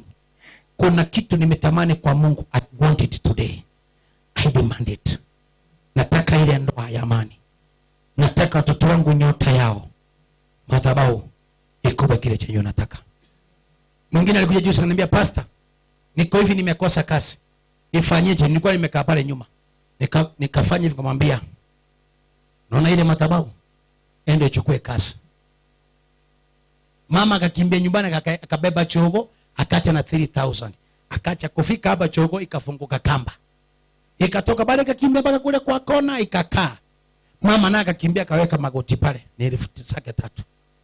Wakati yako hapa anaendelea kuomba kwa ajili hiyo msichana wake alikuwa anaenda sini Dubai. Kumaliza anapigiwa simu na msichana, mama uko wapi? Nimeenda town kwa kazi. Huyo mama koni kutoka Kiroka. Sema, mama nimepigiwa simu, nataka na leo jioni ni safiri, maana before kula asijatangaza tutoke. Mama akatoka kufika Kiumbu Kiroka, msichana amechipanga kwa gari. Msichana ametoka jana saa 11 Nairobi. Bwana asifiwe. Asubuhi saa 11 amenipigia simu, mama akiniambia ako kwa njia na leo yuko kanisani. Ako kwa njia kirudi Kisii. Ananiambia, kwa hivyo pastor, mimi baraka yangu na watoto wangu kumbe ni madhabahu. Madhabahu iko na ufunguo wako. Leo na mimi nataka nikupe ufunguo wa kubarikiwa. Leo amua mwenyewe kupata nyota yako. Amua mwenyewe kufunguliwa na kuponywa. Madhabahu ikufungulie. Baba, ni asante kwa ajili ya sadaka hizi. Thank you for this envelope, my dear Lord. Wanapotoa sadaka fungu la 10 na sacrifice, Mungu wabariki. Wale wako kwa radio, wako kwa TV, wanapotoa fungu lao ya 10 na sadaka, Mungu onekana, wabariki na wainue, maana hakuna aliye kama wewe. In the mighty name of Jesus, I pray and believe. Somebody say amen. Unakimbia mbele, unachukua bahasha yako. Ndio sababu nimetengeneza njia, tunaanza kutoka hapa. Unateremka hivi. Unakuja mbele, unachukua bahasha yako, unatoa fungu lako la 10 na sadaka. Tufanye haraka. Kama hamuna, tunabadilisha gia. Tunaingia sehemu nyingine. Unakuja unaniambia ile unataka ninakupa.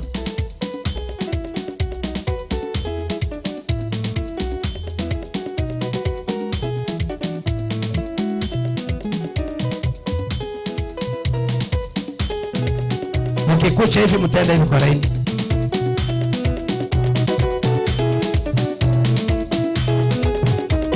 Wale mko kwa radio, namba ni 0714 090 261. Chukua basha.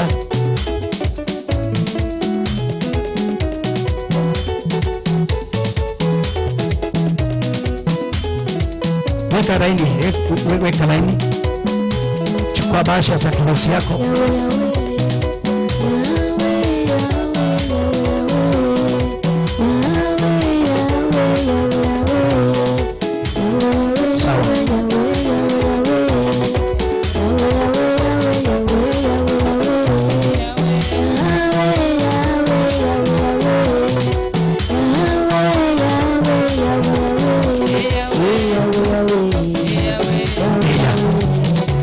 0714090261 ya kutumana sadaka yako, sacrifice yako na fungu lako la kumi.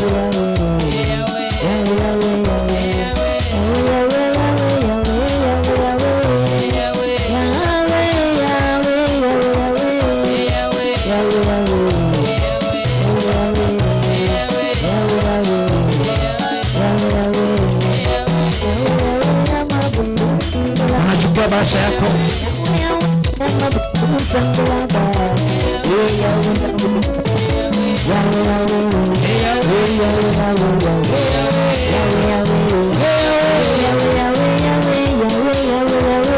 kidogo. Wale mko kwa radio sacrifice, mnaweza kusupport radio. Kuna wale wa 303, 703, 103, 203. Hawa ni wale wana support radio pamoja na sadaka yenu. Tumana sasa, nimefungua namba ni 0714 090261. Asante Evelyn Nyamosi, umetumana shilingi 20. Mwingine Justin Mogaka umetumana 496. Delvin Okindo umetumana 400 shillings. God bless you. Sadaka mtarata tu.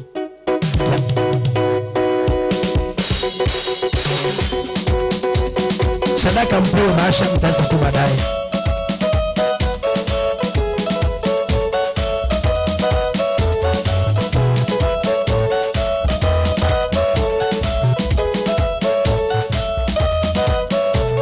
Wale mnapiga simu tafadhali msipige wakati kutoa sadaka na sacrifice.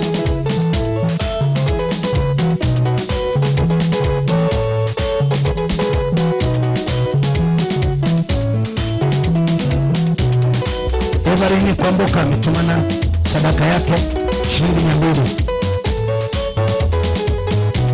Wewe pia tumana sadaka yako, tutakusoma. Wale mnapiga simu, hata ukapiga saa ya kuchukua simu, tuko kwa ibada na ni masaa ya sadaka.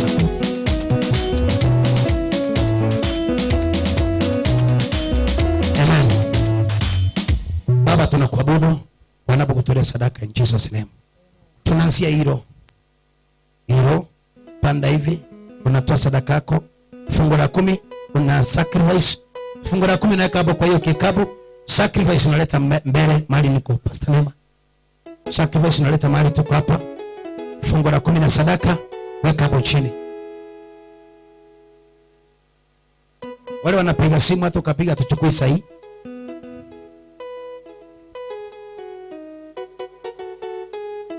Sasa ni wakati wa kutolea Mungu sadaka. Natoa sadaka yako.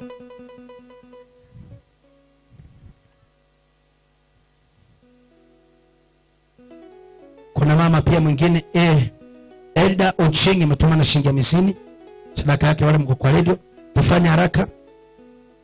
Mwingine anaitwa pia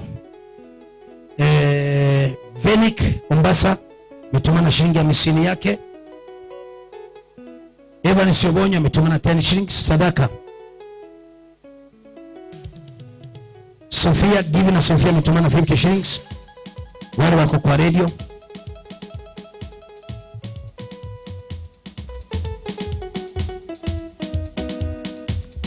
Esther Nyangwara umetuma na 17 shillings. Sacrifice leta hapa mbele. Beatrice Mamanyi 50 shillings.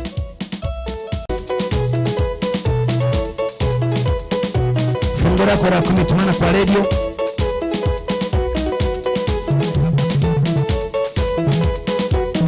Danikan Mamanyi shilingi 500. Unasema ni 10%. Thank you.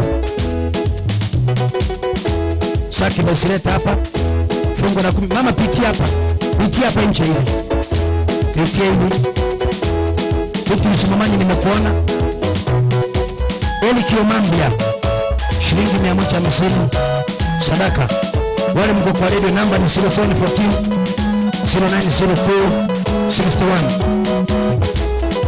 Mama pitia hapa, unatoa sadaka yako hapo.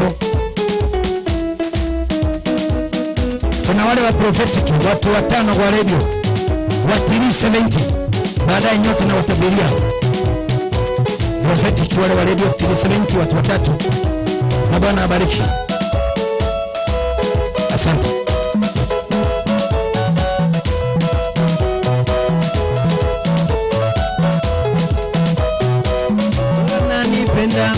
Mwokozi, yeye yu mwema.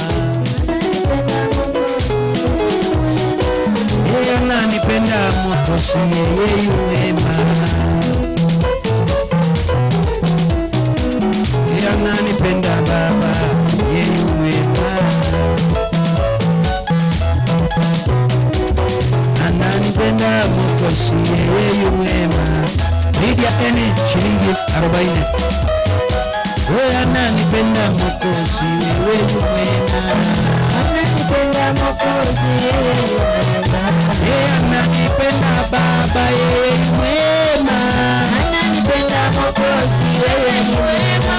Yeye ananipenda Baba, yeye yu mwema. Ananipenda Mwokozi, yeye yu mwema. Yeye ananipenda Mwokozi, yeye yu mwema. Ananipenda Mwokozi, yeye yu mwema. Yeye ananipenda Mwokozi, yeye yu mwema. Ananipenda Mwokozi. Yeyote ako nje na kwa kanisa rudi ndani hapa. Yeyote ako nje na kwa kanisa rudi hapa ndani. Veroni Koronyo, 100 yako imeingia mama. Hawa ni wale wana support huduma. Wale watirisa lente simameni na huduma.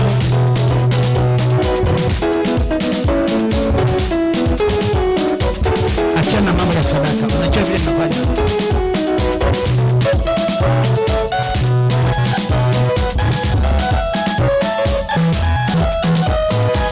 Yeye ananipenda Mwokozi, yeye ni mwema.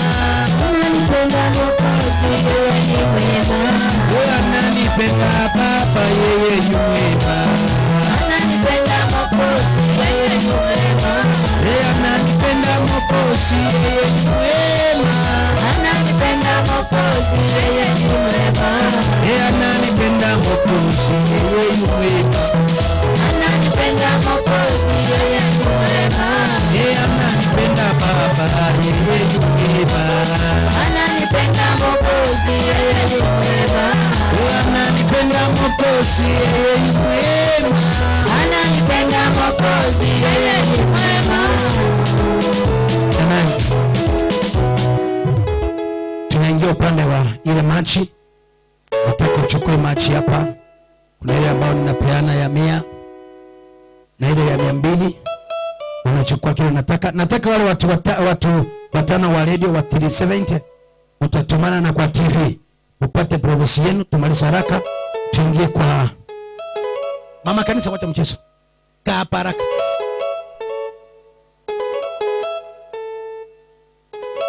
Mwenye nataka machi piga laini hapa, tumalize haraka. Unapeleka kwa chio. Kama nataka machi simama hapa kwa laini. Fanya haraka. Hapa mama, hapa. Hapa. Mpe chupa 2 ya 100. Mchapa. Chupa 2. Chupa moja piana.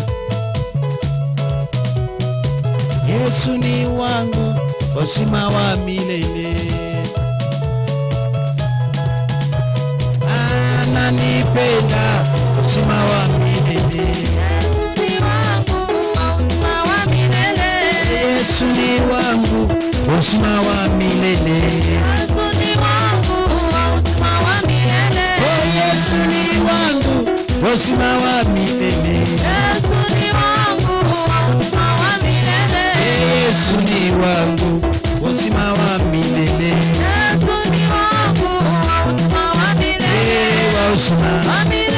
Ewa uzima, chupa 4 wa uzima. Oh, Yesu ni wangu, uzima wa milele. Ananipenda, uzima wa milele. Ewa uzima, ewa uzima, ewa uzima,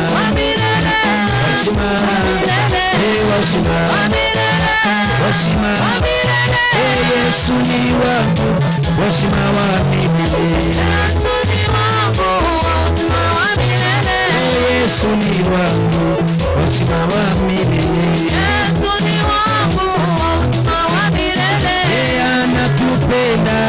uzima wa milele. Chupa mbili. Yesu ni wangu wa uzima wa milele.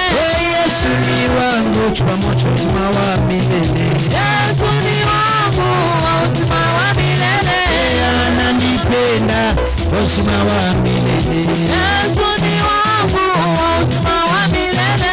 Yesu ni wangu, uzima wa milele. Yesu ni wangu wa uzima wa milele. Ananipenda, uzima wa milele. Yesu ni wangu wa uzima wa milele. Ewa uzima wa milele. Ewa uzima wa milele. Ewa uzima wa milele. wa uzima. Yesu ni wangu, uzima wa milele. Yesu ni wangu wa uzima wa milele. Wote kidogo. Mama kanisa, nyote mwahitaji maombi, unafanya vitu makusudi. Ukuwa nacho utafundishwa mpaka lini? Wewe ni mtu mzima, lazima mpange vitu vyenu. Wacha niwakemee leo live kwa radio mpaka kwa TV. Ungemuweka picha kidogo aonekane.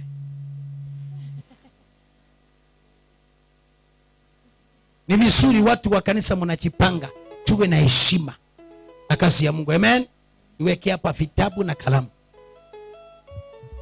Masi yuko pale umekaa, chukua mtoto hapa. Wale mnataka vitabu na kalamu, weka laini hapa. Chukua vitabu zako na kalamu. Sasa asubuhi nyumbani umetoka mapema kuja kufanya nini kanisani? Na walipia pesa kwa gari ya bure. Piga muziki.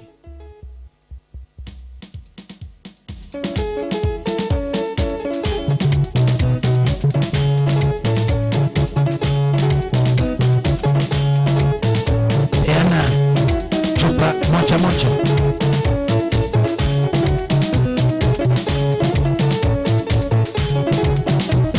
Peana chupa moja. Peana chupa moja. Wacha na kupa change. Simama hapo.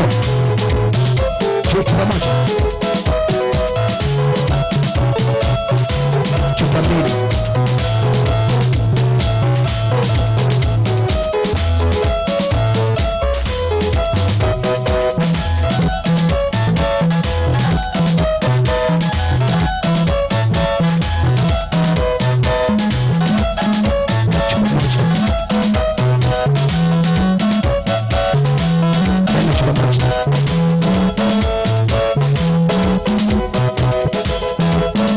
Fanya haraka, nataka kuombea watu. Kama unachukua kitu, chukua haraka.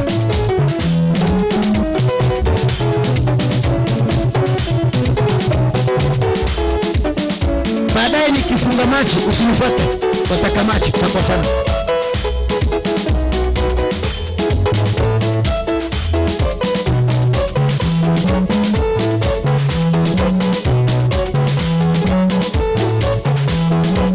Weka chupa moja.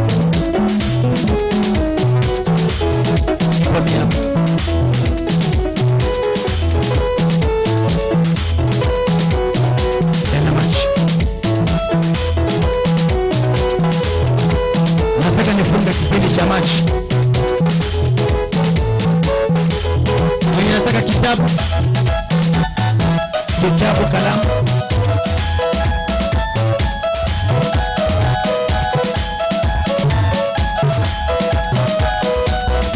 Peana chupa moja ya mbili.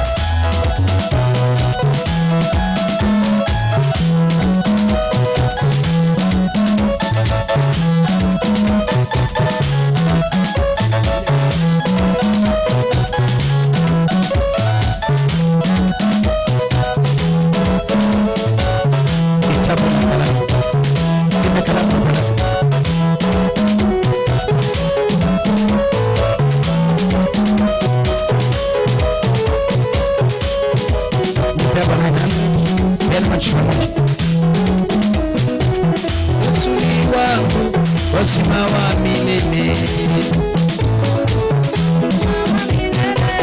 Anatupenda, uzima wa milele.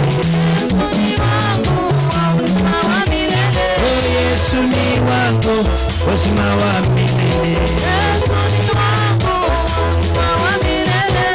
Yesu ni wangu, uzima wa milele. Yeye anatupenda, uzima wa milele. Yeye nipe mimi, uzima wa milele.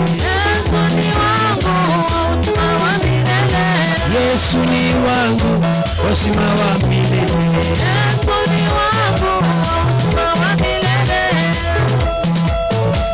Uzima wa milele. Yesu ni wangu, uzima wa milele.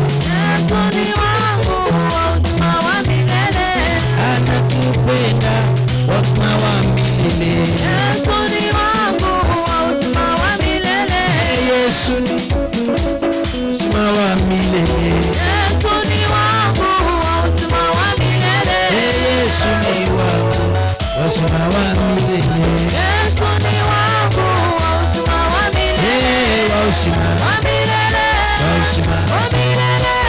uzima wa milele. Ananipenda, uzima wa milele. Yesu ni wangu, uzima wa milele. Yesu ni wangu, uzima wa milele.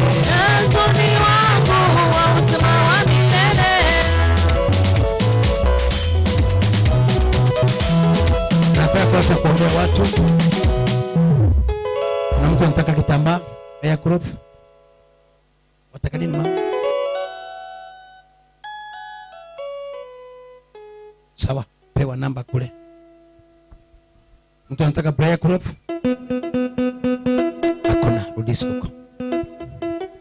Nataka nianze kuhudumia watu. Masaa imeenda. Peno yake moja.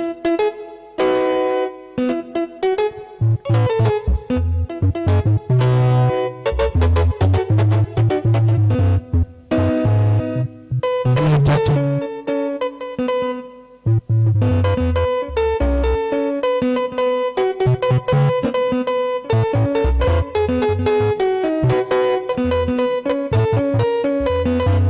Peno mama moja.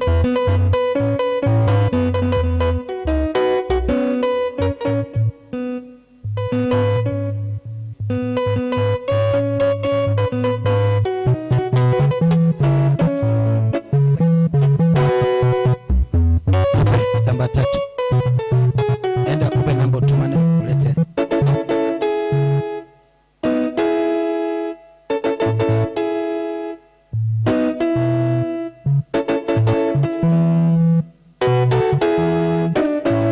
Lete kitambaa moja. Vitambaa vinaisha. Vinaisha. Sijasema vimeisha. Nasema vinaisha, vimebakia karibu 6 peke yake.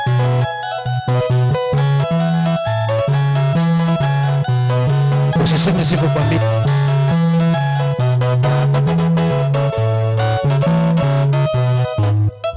Simebakia 3.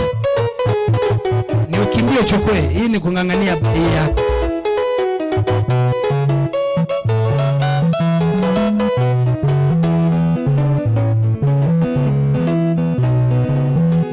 Simebakia 2.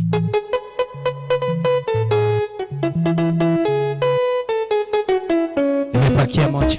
Unipe pesa. Nimebakia 1. Leta 200 yako uchukue. Simeisha. Vitambaa vingine mungoje mwisho wa mwezi. Utachukua kwa huyu. Vitambaa vingine mtabaka mwisho wa mwezi. Sema amani. Nimemaliza upande huo. Nataka kuchukua mahitaji ya watu wale wako kwa radio. Kuna mmoja ameniambia pastor, mimi ni Edina, niko na shida ya kuuma na mgongo na kudumia. Haya, kuna Felista ametumana 70, Damaris Makuri ametumana 100, Lilian Ombati ametumana 100, Yukabeti Awata ni nani? Ametumana hiyo 1000. Veronica Obonyo ametumana 100 au niliosoma na wengine. God bless you. Tunataka tuingie kwa huduma. Kuna wale watu mnachua habari ya nyumba ya mchungaji. Sitaki kuongea. Kama uko hapa na uko na ripoti sio kimbie. Kuhusu nyumba ya pastor, unachua. Unachua. Kama uko hapo kimbia haraka tuongee ili tuhudumie watu, tuingie kwa huduma.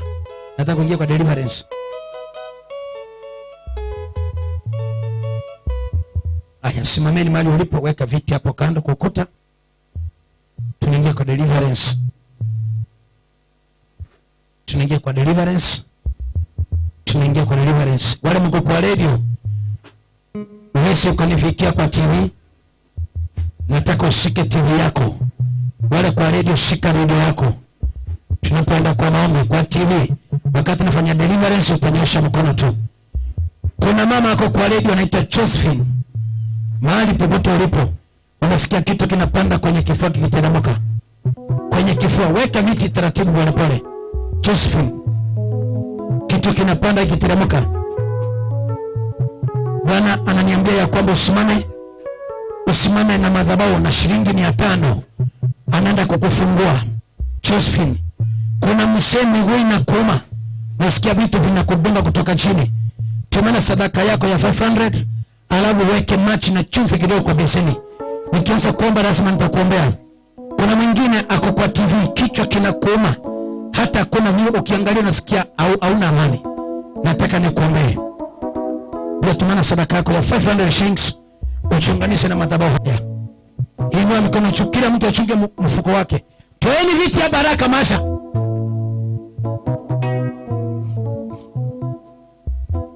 Tafadhali. Sasa kuna mtu akiongea. Songe separe. Watoto wote ukodoa macho mbele. Kama umekucha mbele uko na shida, na ufunge macho hapo. Onye tolimano jusi kama sao.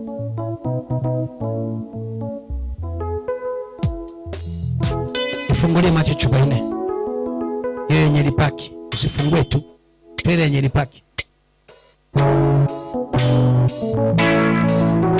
Achana nao tu. Mama kanisa achana nao tu. Watu si wengi hapa, ni kidogo. Songa nyuma kidogo, mjane na basi. Songa nyuma, mwingine songa mbele. Usifinyane. Mwingine songa nyuma. Wewe kama uko mbele unainua mkono chini unafunga macho yako.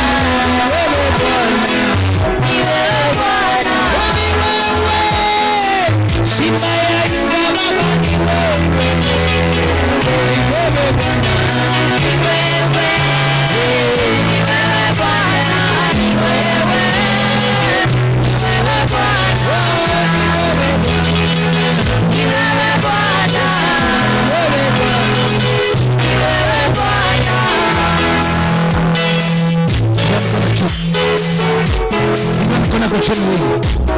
Inua kabisa, sema Bwana Yesu, ninakuja kwako, mimi mwenye dhambi.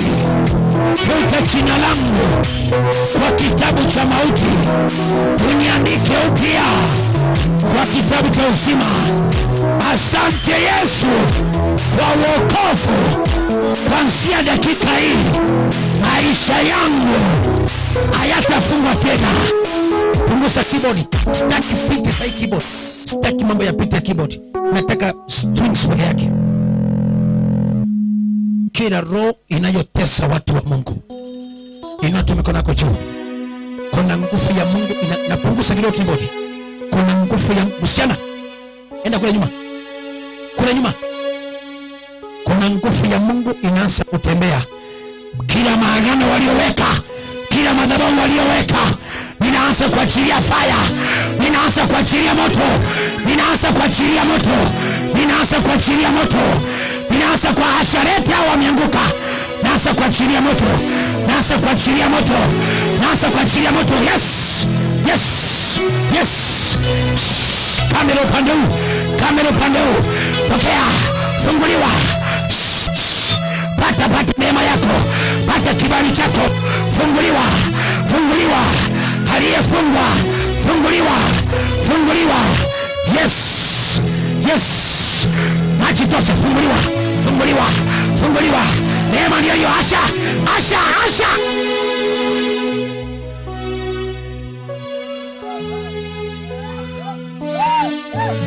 Nataka Asha. Pokea. Yes. Funguliwa. Yani saidia hapa. Saidia. Funguliwa. Funguliwa maisha yako. Funguliwa maisha yako. Funguliwa maisha yako. Neema ndiyo hiyo. Asha. Asha. Asha. Saidia haraka. Asha. Mama kanisa, achana mambo ya maji. Saidia watu hapa. Yes. Yes, funga macho yako. Neema inakuja. Neema inakuja. Moto unashuka. Moto unashuka. Madhabahu yote ya kusipo. Yes. Yes. Kuna nguvu ya Mungu. Toa ndani yake. Toa ndani yake. Yote ya kusimu. Yote ya kusimu. Hayana mamlaka kwao. Hayana kibali kwao. Nguvu ya mapepo nimetoa ndani yao. Funga machenu. Funga machenu. Yes. Yes. Yes. Yes. Nimeachilia ufunguo. Funguo wa maisha yako. Funguo wa maisha yako. Funguliwa na Jehova. Rakapababababababa. Yes. Funguliwa. Funguliwa. Funguliwa. Funguliwa. Funguliwa. Funguliwa. Maisha yako funguliwa. Asha nisaidie. Funguliwa. Funguliwa. Yes. Asha. Funguliwa. Funguliwa maisha yako. Funguliwa. Asha nisaidie. Funguliwa. Funguliwa maisha yako. Funguliwa. Chochote walichoweka, I command it now to lose your life in the name of Jesus. In the name of Jesus. Maisha yako. Maisha yako. Maisha yako. Laana walioweka. Yes. I command it now. I command it. Asha. Mtoto anaumia hapa. Rakala baba baba baba. Ripa baba baba. Asha. Asha. Asha. Loko seka dalaba. Rima kani baba baba. Loko seka. Asha nisaidie hapa. Yes. Yes. Funguliwa. Funguliwa. Funguliwa. Funguliwa. Funguliwa. Apeleke mbele. Apeleke Asha. Asha. Yes. Funguliwa. Funguliwa. Hiyo roho ya ugonjwa nimetoa kwako. Achilia maisha yake. Afya yake. Afya yake. Asha. Loko seka kantalaba. Riba baba baba baba baba. Kantalaba baba baba.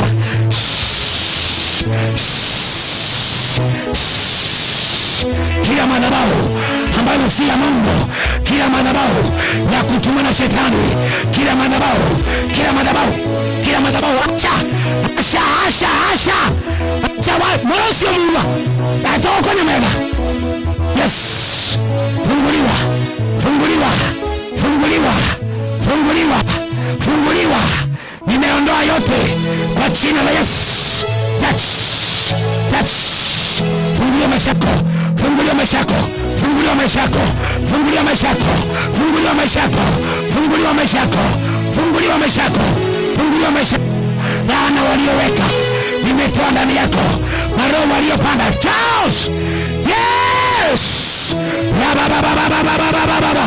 Kila maroho ya kuzimu, kila maroho ya kuzimu, catch fire, catch fire. Ninachoma yote. Leta mitambaa funika hapa.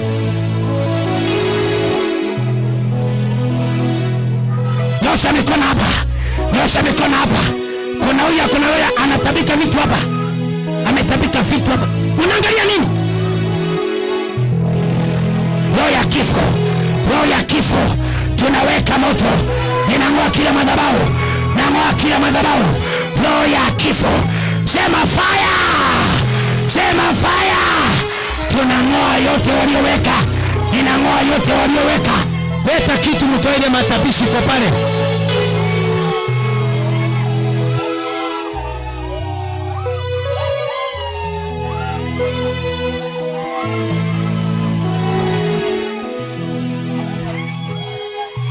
Songe sawa kule nyuma wale.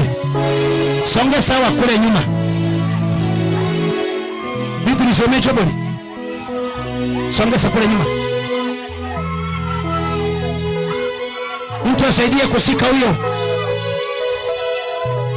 Huyu ndio nataka umgeuse huyu. Huyo Beatrice, umgeuse huyo hivi. Angalia kwa kamera hudumia. Huyo mama mwingine afunguliwa hapa. Nyosha mikono hapa. Sema tunaachilia moto. Roho ya madefo. Tunang'oa. Achilia moto. Sema fire. Sema fire. Sema fire. Tunatoa hiyo ndani yake. Toa ndani yake. Toa hiyo. Toa hiyo. Toa hiyo. Toa hiyo. Toa hiyo. Toa hiyo. Toa hiyo. Toa ndani yake. Toa ndani yake. Toa vitambaa hapa. In the name of Jesus. Toa hiyo ndani yake. Toa ndani yake. Tunatoa hiyo. Tunatoa hiyo. Tunatoa hiyo. Tunatoa hiyo. Kufa kabisa. Achia yeye. Tunatoa hiyo. Ninatoa ndani yake. Tunaweka moto. Tunatoa yote. In the name of Jesus. Simamisha hiyo haraka. Fanya haraka. Fanya haraka. Maasha wengine wako wapi?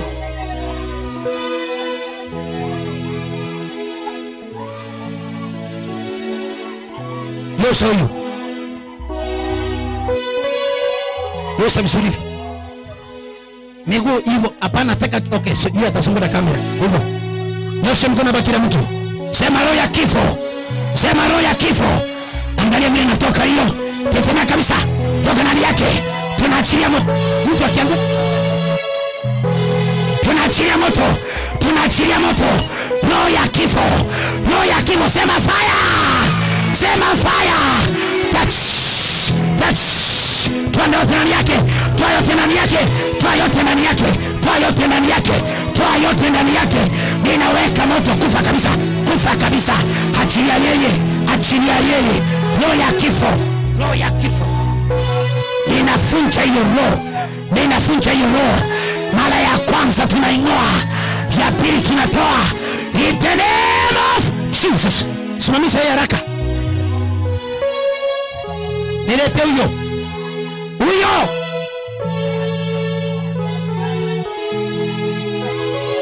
Fanya haraka.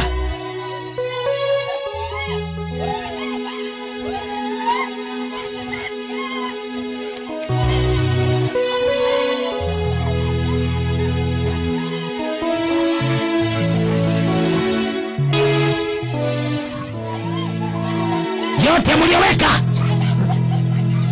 Basi mwachilie. Mwachilie. Unamwachilia. Ulitumwa na nani? Ninang'oa hiyo roho. Ninang'oa hiyo roho. Ninang'oa hiyo roho. Sema fire. Sema fire. Shika na nguvu. Sema fire. Shika na nguvu. Shika vizuri.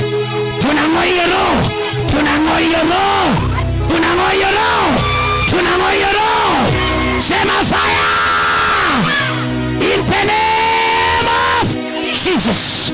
Tunang'oa hiyo. Nang'oa hiyo. Toka. Unatoka. Unatoka. Unatoka. Unatoka. Toa hiyo. Toa hiyo. Toa hiyo. In the name of Jesus. Simamisha huko. Leta huyo hapa. Songa nyuma kidogo, songa nyuma kidogo. Songa nyuma kidogo. Tu haraka. Pekwa na kule nyuma. Moto hapo kule ya kuruma bila kama. Weka hapo kando. Weka vizuri. Geusa vizuri hivi.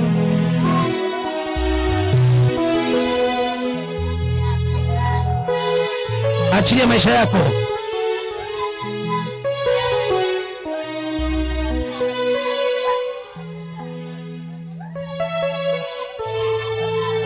Leo naachiliwa na unakuwa huru. Nyosha mkono kwake. Sema kombolewa. In the name of. Simamisha yeye. Funguliwa. In Jesus. Simamisha huyo. Lete huyo. Lete huyo mwenye alikuwa mchawi. Pepa hapa. Hawa simamisha wote. Hata wewe saidia kusimamisha. Huyo ni yule alikuwa mchawi. Mungu anaendelea kumkomboa. Shika. Nataka wanaume wa nguvu. Shika hiyo tumbo vizuri. Nataka mtu mwingine ashike mkono mwingine. Wewe songa nyuma watoto, songa nyuma. Nataka mwanaume. Shika hapa na nguvu. Nataka mtoke kwa kamera hivyo. Umeroga miaka mingi. Tulikunasa. Shika na nguvu. Shika na nguvu. Wewe unakuja kufanya nini hapa na ulikuwa huko? Shika na nguvu kabisa. Shika na nguvu kabisa. Nataka mtu mmoja hapa katikati. Hapo. Kama pita the other side. Kutoka hapo kwa kichwa. Wewe songa chini. Yes. Uchawi wako leo na yote uliyoweka wale watu ulikula, tunatoa hilo vitu vyote, tunang'oa hiyo roho. Sema fire, sema fire. Teseka ukienda, teseka, nimeweka moto kabisa. Teseka ukienda kabisa, nimeweka moto. Toa yote. Sema fire, sema fire, sema fire, sema fire. Ninaweka moto, naweka moto. Chomeka. Piga nguvu kabisa. Achilia yeye. Hiyo nguvu ya mashetani tunaiondoa ndani yake. Tunaitoa ndani yake. Tunamfungua. In the name of Jesus. Piga Yesu makofi. Peleka kule nyuma, anaenda kufunguliwa. Leta yule mwingine. Unaenda wapi? Pepa. Mama kanisa timetenga sio baba. Shika kwenda huko mbele. Shika mzuri tu. Okay. Shetani. Hakuna microphone. Unafanya nini hapo ndani? Nataka akufe. Unataka akufe? Umekaa hapo ndani muda gani? Miaka mingi tangu asaliwe. Umeoa wangapi? Wengi. Unaoa njia gani? Nachukua vitu zao. Unachukua vitu zao? So wewe ni mchawi ama ni nani? Mchawi na mimi ni nyanya yake, sitamwachilia. Hautamwachilia. Watoto songeni nyuma kabisa. Hautamwachilia. Sitaachilia hata familia yao. Hakuna mwenye ataolewa, ataoa. Kwa hivyo wewe unamtumia kufanya uchawi. Umeua watu wangapi? Wengi. Wako toka eneo gani? Eneo ya kwa kina mama yake. Kwa kina hapo ni wapi? Nyamira. Unakimbia usiku ama mchana? Nimeweka mvulana wangu na mtoto wangu ndio wanakimbia usiku. Mimi sikimbii. Wewe umetulia tu. So nini unakuranga? Nyama za watu. Nyama za watu? Umekula watu kama wangapi unakumbuka ama unaona? Wengi na sitaki uniulize maswali.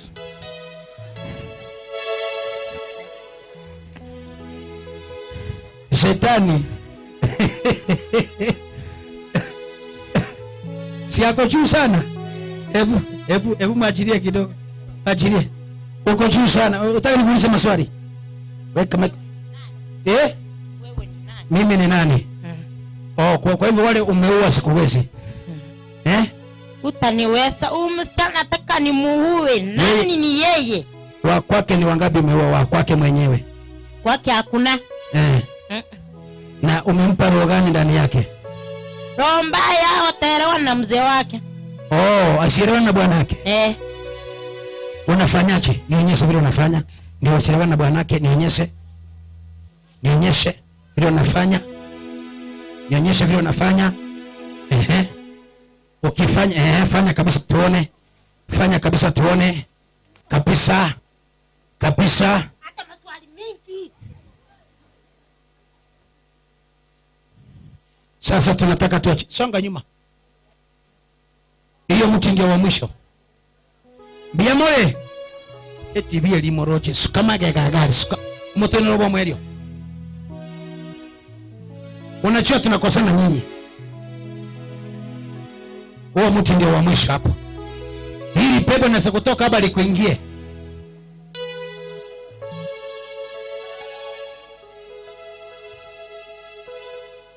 Huyo mama acha kapo, nitamwombea tu. Mbona mmemtoa kwa kiti? Mali alikuwa amemweka hapa kae. Sasa wacha nikuulize mchawi. Umekaa ndani yake miaka ngapi? Tangu asaliwe.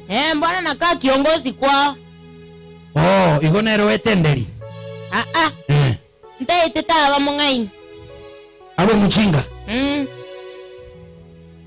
So, alafu nao watu wakiua usiku unawauaje? Tuonyeshe vile unawaua. Unafanyaje? Fanya hivi. Naleta nguo nafanya. Nitakuua. Wewe utakufa, ukipita hivi ukufe na utakufa. Nguo ndio hii, tunataka tuone vile unafanya. Nguo ndio hii. Maswali mingi sitaki. Ndio hii nguo, fanya haraka. Utaniua. Hapana, si saa hii mama saa inafika ya kuua. Chukua nguo. Chukua haraka. Nimeweka moto. Nikuue. Angalia mwenzako kumwambie leo ni leo. Si leo tunaua mchawi. Nyosha mkono sema fire. Mara ya pili sema fire. Ya tatu sema fire. Tunaweka moto. Sasa imefika muda wako wa kwanza kutoa vyote ulioweka ndani. Nimeweka nguvu. Unatoa haraka. Unatoa haraka. Ipunisha.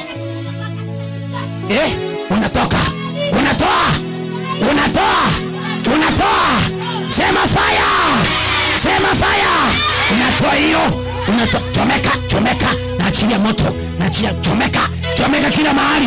Naweka moto wa Mungu. Nisikie miguu. Shika vizuri, shika na nguvu. Shika vizuri na nguvu. Shika hiyo miguu na nguvu. Shika na nguvu kabisa. Shika na nguvu. Mmoja shika. Muda wako umefika. Huyu dada unamwachilia. Kusanya vyote mali uliweka. Kusanya vyote. Hiyo roho ya uchawi uliyompa. Nimeenda mpaka Nyamira. Hiyo roho ya uchawi inachoma. Sema fire.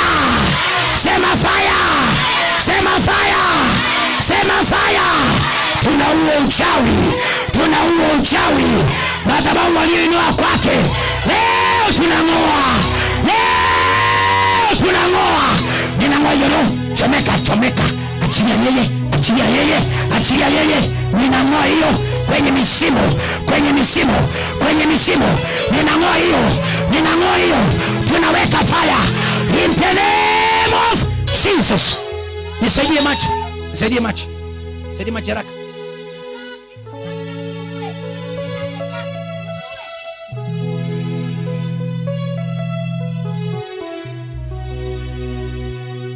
Sema fire.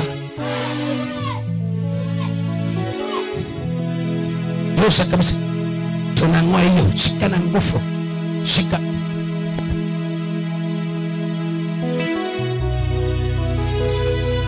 Wewe unatoka ndani yake. Usikie kichwa.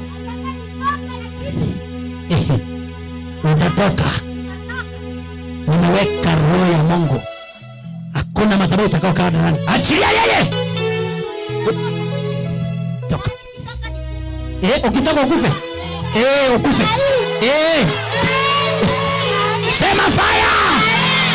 Ukitaka unafanya nini? Nakufa. Unatoka unafanya nini? Nakufa. Haya, sema bye ukienda. Bye. Achilia wao. Bye. Sema fire. Sema fire. In the name of Jesus. Sio ndio alikuwa anasema eti atoki. Kale mwenzako kumwambia shetani ni mjinga.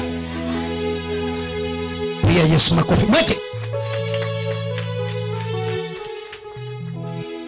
Mwanangu. Hebu msimamishe sasa.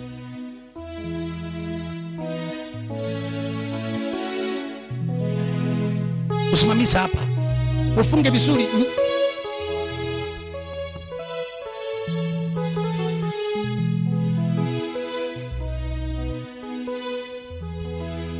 Baba wa mbinguni,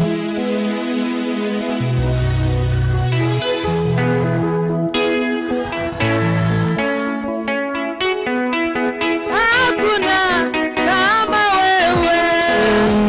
shika hapo peke yake. Kile kiko ndani kitoke kabisa. Tapika hiyo nafunguliwe. Roho ya uchawi tunaua huyo mchawi. Tunamuua. Akufe kabisa. Uchawi wote tunang'oa. Every power of the devil, it is now powerless. Kwa ingine ya mwisho ya uchawi wa mwisho, in the name of Jesus. Pia Bwana Yesu makofi. She's free. Naona alitumika kufungwa. Hiyo ni sumu. Ni kama ile ya nyoka, akitamuka itafanyika tu. Simeona ametoka kwa mdomo. Umeona? Yupo Mungu anaitakasa. Hakuna Mungu kama wewe. Hakuna Baba kama wewe. Hakuna Mungu kama wewe. Hakuna Mike moja. Mungu kama. Unajua kile ulikuwa unafanya hapa chini? Mimi sijui. Umetuambia vile nyanyaka alikufanya kama murogi. Unaroga watu, unaua. Hebu tuambie. Mimi sijui kitu yote. Unaotanga nini? Na hata sometimes mtu mwenye amekufa ananikujia tu. Nikisema kufa unakufa. Kwa hivyo ukiota, maana unaona tayari walimumanipulate ulimwengu wa kiroho. Sasa wamemchukua yeye, tayari anaonyesha mtu amefanya nini, na akisema amekufa anafanya nini. Leo si Mungu akomboe roho yako. Leo Mungu akomboe roho yako. Leo Mungu akomboe roho yako. Vile mapepo umesema itatoka ikikufa wafe. Roho yoyote walioweka kwako leo iende ikikufa. Bwana asifiwe. Asante. Nitakutongea wewe baadaye. Lete huyo mama hapa mbele. Mlete na kiti. Asha mko hapa.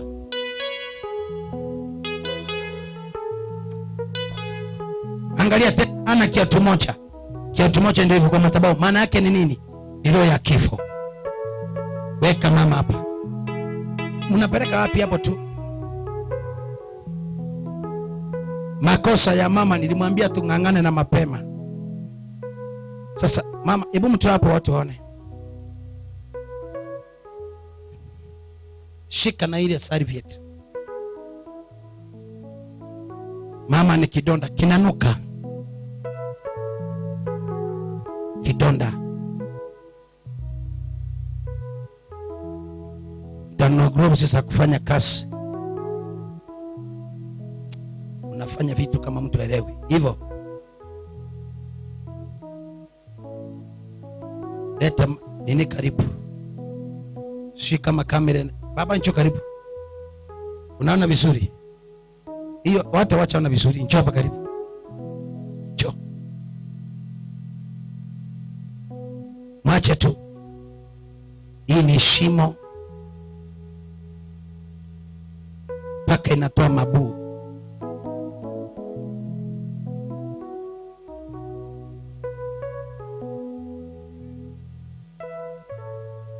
Bwana Yesu, ponya watu wako.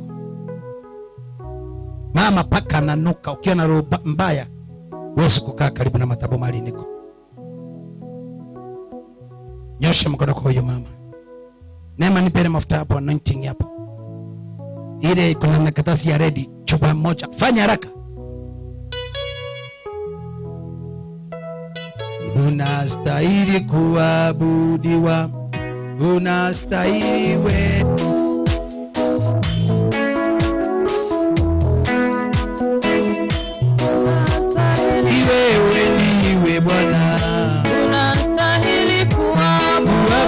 Toka kwa mlango. Unastahili Yesu, unastahili kuabudiwa.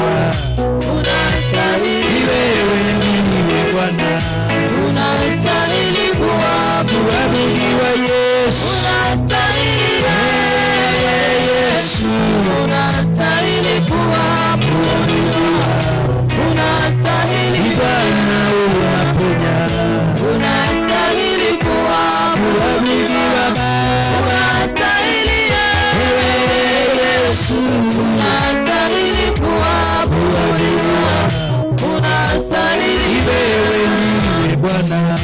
Unastahili kuabudiwa Yesu. Unastahili Yesu, unastahili kuabudiwa. Unastahili wewe ndiwe Bwana. Unastahili kuabudiwa. Unastahili wewe Yesu, unastahili kuabudiwa.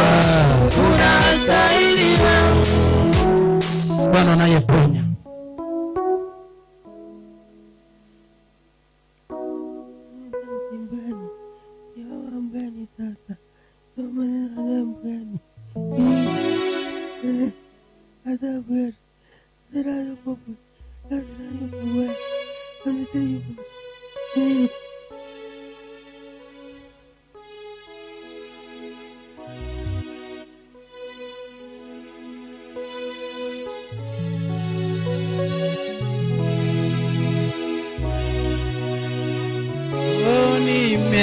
Nimekukimbilia ewe Bwana, nisiaibike milele.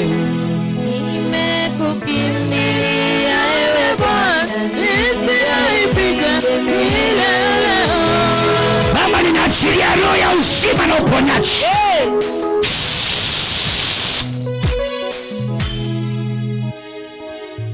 Roho ya uhai, uzima.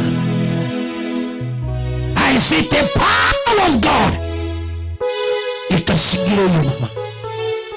Roho ya kifo tunapigana nayo, haina mamlaka. Hii nyama vile imetoka ikidona yote, ukuu uonekane wa Mungu. Kuna watu watatu hapa, kifuli yao imechukuliwa na wacha. Ina mkono juu, funga macho yako. Kifuli yako ilichukuliwa na mchawi. Mwingine unaishi maisha ya wasiwasi. Chochote walichochukua chako, walichukua nguo. Mwingine unasikia mpaka unatetemeka miguu, imeweka moto.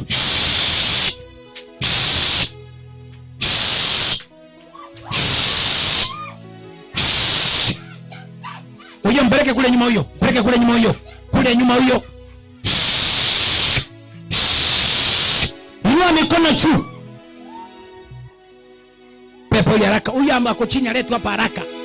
Mwana leli. Hakuna mwanaume anasaidia hapa.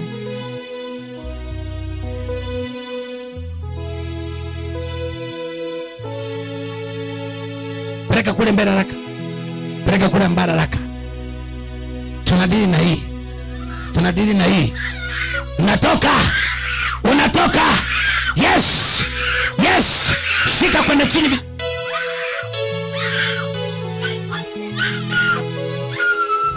Nataka hiyo kichwa. Auondoki. Auondoki, nipe mic. Wakanile.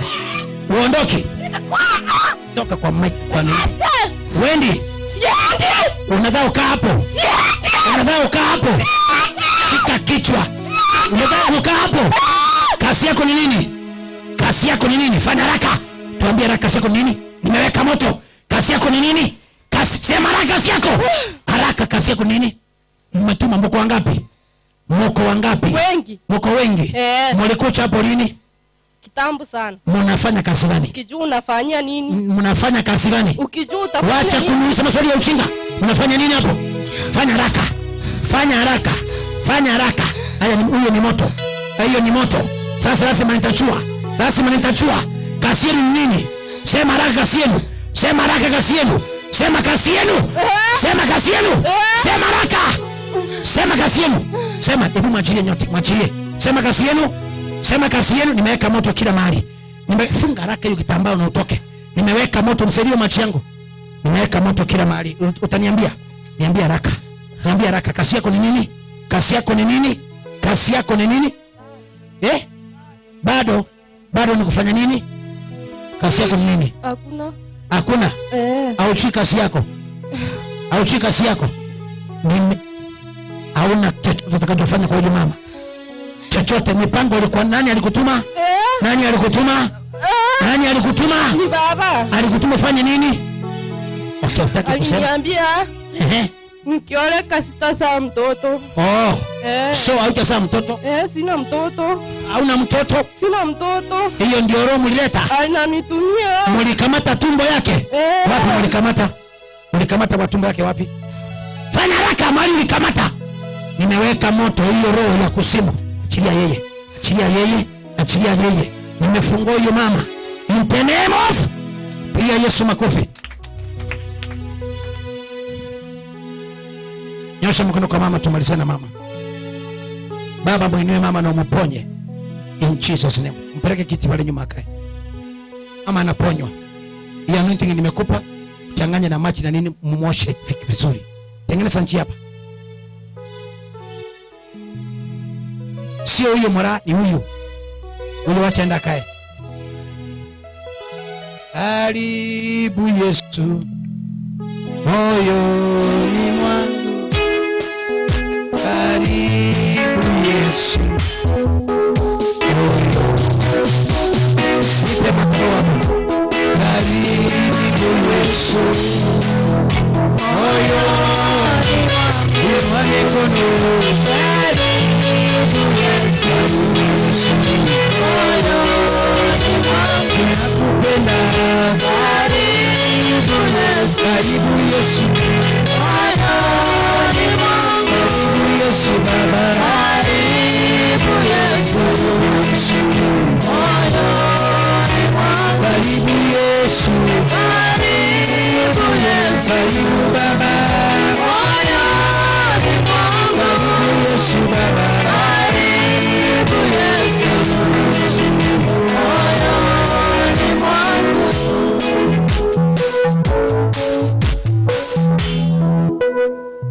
Tukia katika hiyo hali. Kuna watu nasema nataka nitoke na nyota yangu. Nataka nikupa anointing kwa 90. Mchana kitu ya kuchukua nyota kwa madhabahu. Hii nguvu inayofanya kazi namna hii. Uende nayo. Wengine mtasaulika na watu tu. Lakini Mungu amepeana neema ya kukumbuka. Nataka nibariki mkono wako na hii anointing.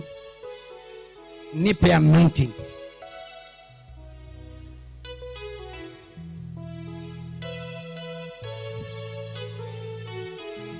Watu wengine wanafikiri kuwa bibi ya pastor ni raha.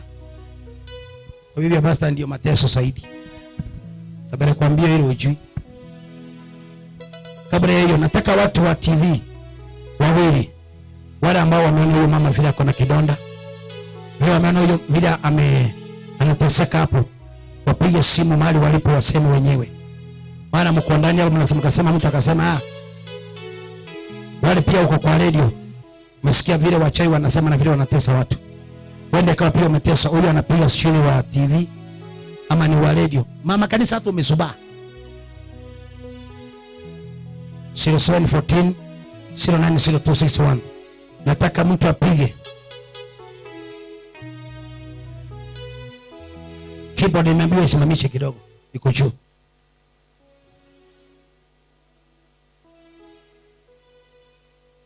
nataka mtu yeye wa TV mmoja apige simu ama wa radio aniambie vile aliko, na kama hakuna tunaendelea. Na hapa dakika moja, mtu ako kwa radio, kwa TV, unatuona live ama unasikiza, umesikia vile baada naenda unasema pastor, ni kweli nataka mimi unisaidie kwa upande huu, niko na hii. Fanya haraka, huyo mtu mmoja, na bena sekunde 3. Nikifika 5 wacha piga na weka off, ya kwanza, ya pili, ya 3, ya 4. Hiyo nimeweka off. Sasa hata wakipiga sasa huyu ndiye anaingia sasa wakati tumemaliza. Halo. Halo. Halo. Halo? Tutebi mechando yao please. Halo. Yes, pastor. Barikiwe. Mzuri. TV right. Uko kwa? Niko Kisii. Kwa TV? Kwa TV. Oh, umeona huyo mama vile yuko? Nimemuona kabisa. Umeonaje mamangu? Nimeona ibada iko smart. Natamani tu hata mimi nitembee huku. Karibu, umekaribishwa. Asante sana. Asante. Bwana asifiwe. Mwingine mmoja wa TV. Mwingine mmoja wa TV. Maana tunaenda kuaga. Yetu ndio tunamaliza kile kitu saa 10:30. Sasa ni saa 10 bado dakika 3. So tuko na 30 minutes.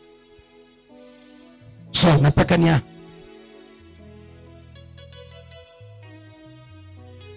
Halo.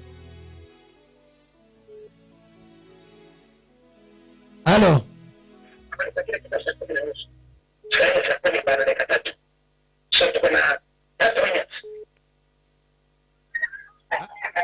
Halo. Halo pastor. Niko katika. Uko wapi? Ni network. Halo. Maro na donge ya don. Donge. Halo. Halo. Halo. Tunatoka hapo. Atupatani na wao. Bwana asifiwe. Unatamani ushike mkono hii. Hii inaponya hii. Uende na nyota yako. Let anointing. Unasema pastor. Halo. Tunakusikia. Pastor. Ekibendige. Wewe temu na orochega. Uko kwenda kulimasabeti. Masabeti. Na ipande mbele kitu bunengia. Aseti hivi. Mbia mano, asante. Sipigie watu makofi, wametuona mbali. Amen. Kimbia chukua mkono wangu. Uende na baraka. Keyboard weka, lakini ya mbali. Hakuna wa kufanana na Yesu. Hakuna wa kufanana. Nasema hakuna wa kufanana na Yesu. Hakuna wa kufanana. Nasema hakuna wa kufanana Jehova. Hakuna wa kufanana na Imba neema. Hakuna na Yesu. Hakuna wa kufanana na kulinganisha na Baba. Hakuna wa kufanana na kulinganishwa na Yesu. Hakuna wa kufanana na Yesu. Akiponya anaponya kabisa. Hakuna wa kufanana na Yesu. Inua kabisa. Hakuna wa kufanana na Yesu. Hakuna wa kufanana na Yesu. Hakuna wa kufanana na Yesu. Hakuna wa kufanana na Yahweh. Hakuna wa kufanana na Yeye. Yeye anaweza. Yeye anaweza. sadaka yako, uchukue nyota. Jesus name. Ushindi wako, nafasi yako. Jesus name. Baraka yako. Ushindi wako. Jesus name.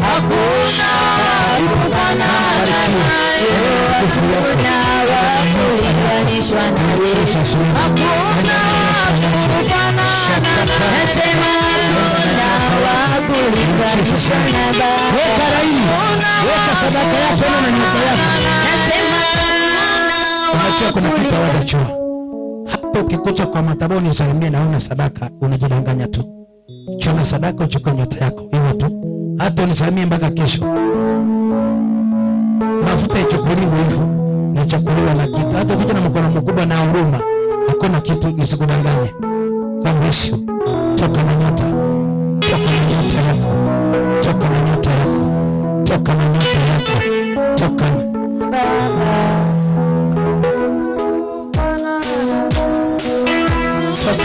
toka na nyota yako. In Jesus name. Toka na nyota yako. Toka na nyota yako. Toka na nyota yako. Toka na nyota yako. Toka na nyota yako. In Jesus name. Toka na nyota yako. In Jesus name. Toka na nyota yako. Na Yesu wangu. Kibali cha Bwana. Shaka mwanangu barikiwe. Uingie na kutia. Yes. Amalewa. Toka na nyota yako.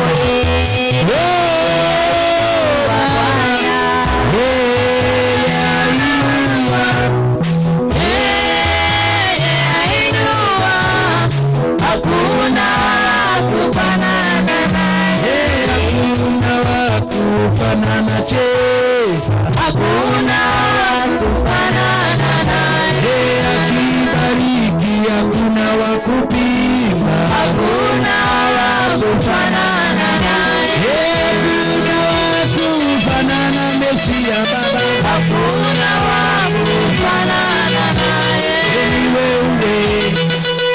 wewe Bwana Yesu, ni wewe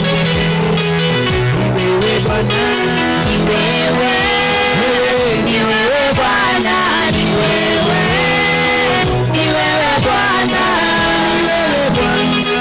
ni wewe Bwana, ni wewe Bwana,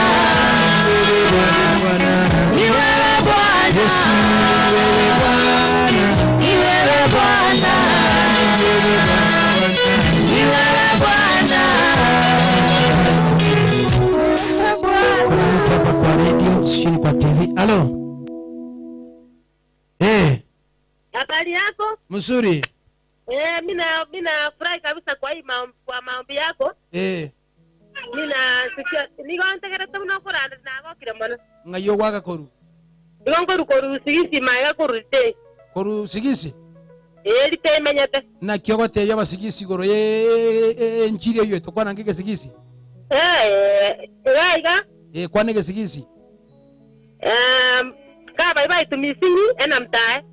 Na pia nataka kuambia kwamba Kenya tunataka amani na tunapenda amani. Asante sana. Uno nabaigo. Asante. Bono maete? Diga taton saber na baile munga yo menyete. Kanisa ya ito. Ntake tuengi chabu bono. Simuseme amen. Ono wapunge ngochara bono. Haleluya. Ka abwa sire tengo tenda se tomenyete. No tole bosongo seito bosongo. Halo. Ongea na sauti. Hello pastor. Yes. Nyandro mbasa kurukia buges. Kurukia buges. Ya buges bo machoge. Pastor toko buate teuya. Amina. Pastor lete kale kusaverania na ande pastor.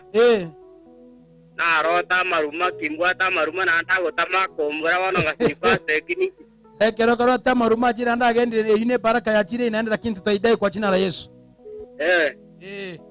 Halo. Halo. Ombi la mwisho. Wale mko kwa radio, nataka watu 10 mule mko kwa radio na kwa TV. Kuna huyu ametumana 700, Steven Kambaga. Ni nani? Oh, asante. Kuna mwingine hapa anaitwa Edith Mora, mtumana 100 na anasema, "Pastor, nimetumana uniombee." Oh, Omo Kenya ananiambia, "Pastor, pena namba ya sadaka." Namba ya sadaka ndio hii, 0714 090 261. Tunapoenda kutoka kwa hewa, unataka kuchua mahali kanisa yetu iko. Sisi tunakaa mahali panaitwa Kisii Town. Ukifika Kisii Town, unateremka mpaka mahali pale kwa karibu na mocheri, hapo geti ya mocheri, ama hapa kwa Enacoach. Ukifika hapo ulise Egesa. Unateremka hapo chini, ukifika hapo kuna mahali panaitwa Denmark. Panda hiyo barabara mpaka Egesa. Ukifika Egesa, kama mtu anataka kuteremka kwa Nyatieko, just kutoka kwa maduka kama 50 meters mkono wako wa kushoto kuna kanisa iko hapo kwa barabara inaitwa Abbey Church. Sasa hiyo barabara enda moja kwa moja, kuna shule mbele. Kwa hiyo shule inaitwa Royal Academy. Kutoka Royal Academy enda mbele mita 200, mkono wako huu wa kuume huu hapo kwa Mungu, huo mkono utakuta kanisa iko hapo ya mabati kubwa sana, inaitwa Instant Miracle. Mali Pastor Atemo ndio mimi inapatikana, na niko na mke wangu ambaye ni pastor. Nisikia wengine wametangaza wako na instant nyingine. Instant iko kitongoni moja. Mke wangu ndio yule. Pastor Neema, inua mkono watu wakuone. Ongea na microphone waongelesha watu wakuone. Naitwa Pastor Neema. Karibu kwa ibada zetu Instant Miracle Getiongo. Amen. Bwana asifiwe. Huyo ndio mke wangu na mimi ndio huyu mmeniona. Bwana Yesu awabariki na wape neema. Nataka niwaombee mkitoka. Wale wako kwa radio wao nitaongea nao moja kwa moja. Kuna huyu anapiga na amenisumbua sana. Wacha nipokee hii ya mwisho. Halo. Hello. Eh. Eh? Eh. Kutoka Kero, Tanzania. Nasikia kutapika. Unasikia kutapika? Okay. Wale wote mko kwa radio niambia mwambia machi. Baba, nimebariki hiyo machi. Iwe na nguvu. Kunywa hiyo machi mahali ulipo. Kunywa kabisa. Ninatoa kilicho ndani yako. Ninakuweka free in the name of Jesus. Funguliwa kwa jina la Yesu. Please, karibu sana kwa ibada zetu. Karibu kwa ibada zetu. Tunakuwa na ibada ya Jumatano, Ijumaa na Jumapili. Wednesday, Friday and Sunday. Na wiki kwa chini tunangojea kura sinapigwa sinahesabiwa. Jumatano tutakuwa na ibada, maana matokeo yanaweza kutoka Jumanne.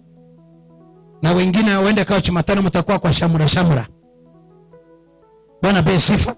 Tutakutana hapa siku ya Friday kwa ibada. Lakini Jumatatu kesho Jumatatu ningetamani tuwe na ibada asubuhi ya wale wanakuja wanaitwa intercessor, wataka kuombea mahitaji yako. Pastor Neema atakuwa hapa asubuhi, nami nitakuwa hapa kwa maombi kesho asubuhi. Maombi, njoo kwa maombi tuombe nchi yetu na mahitaji yako ile ambayo unataka. Siku ya Jumanne ukitaka kuniona njoo kule kwangu, utanipigia namba yangu ya simu ile ambayo nimepeana, nipigie kuche kule kwangu na utapokea maombi. Bwana akubariki. Na mkono chini kuombe. Wale wako kwa radio nimesema watumane sadaka yao. Nataka pia niombe hata nikitoka kwa wewe watumane sadaka yako na Mungu akubariki. Baba, kwa jina la Yesu Kristo nabariki watu wako masionekana. Pia Yesu, tunapotoka katika hewa naomba Yesu ubariki TV yetu ya Tawara TV. Masionekana uwainue watu wako. Kila Bwana anayetazama, aliye mbali aliye karibu, Mungu tenda miujiza ili utukufu ubarikiwe. Tunaachilia neema, tunaachilia utukufu, tunaachilia kibali, tunaombea nchi yetu ya Kenya. Nyosha mikono kwenda kwa kamera. Sema tunaombea nchi yetu ya Kenya. Tunadai amani. Tunadai amani. Tunakataa kifo. Tunakataa kila madhabahu yote ya kuzimu. Sema tunang'oa maagano, umwaikaji wa damu. Tunang'oa. Sema Kenya uwe na amani. Sema Kenya uwe uwe na amani in the name of. Nataka tukaribishe watu wetu wafanyie hivyo, waambie karibu kwa ibada. Tunakaa Getiongo, kanisa inaitwa Instant Miracle Gospel Ministry. Karibu sana, usichelewe, mchopokee muujiza wako. Wapigie makofi tunapowaaga kwa TV. Pigie makofi kabisa. Waambie tukutane Jumapili ijayo. Lakini kesho jioni saa moja mtaona mahubiri yetu katika hali ya marudio. Amen. Kwa hivyo jioni saa moja, kesho saa moja usiku, Mambi Maragoba saa moja, usikose kuangalia Tawara TV ili uangalie marudio yetu. Alafu saa 3 usiku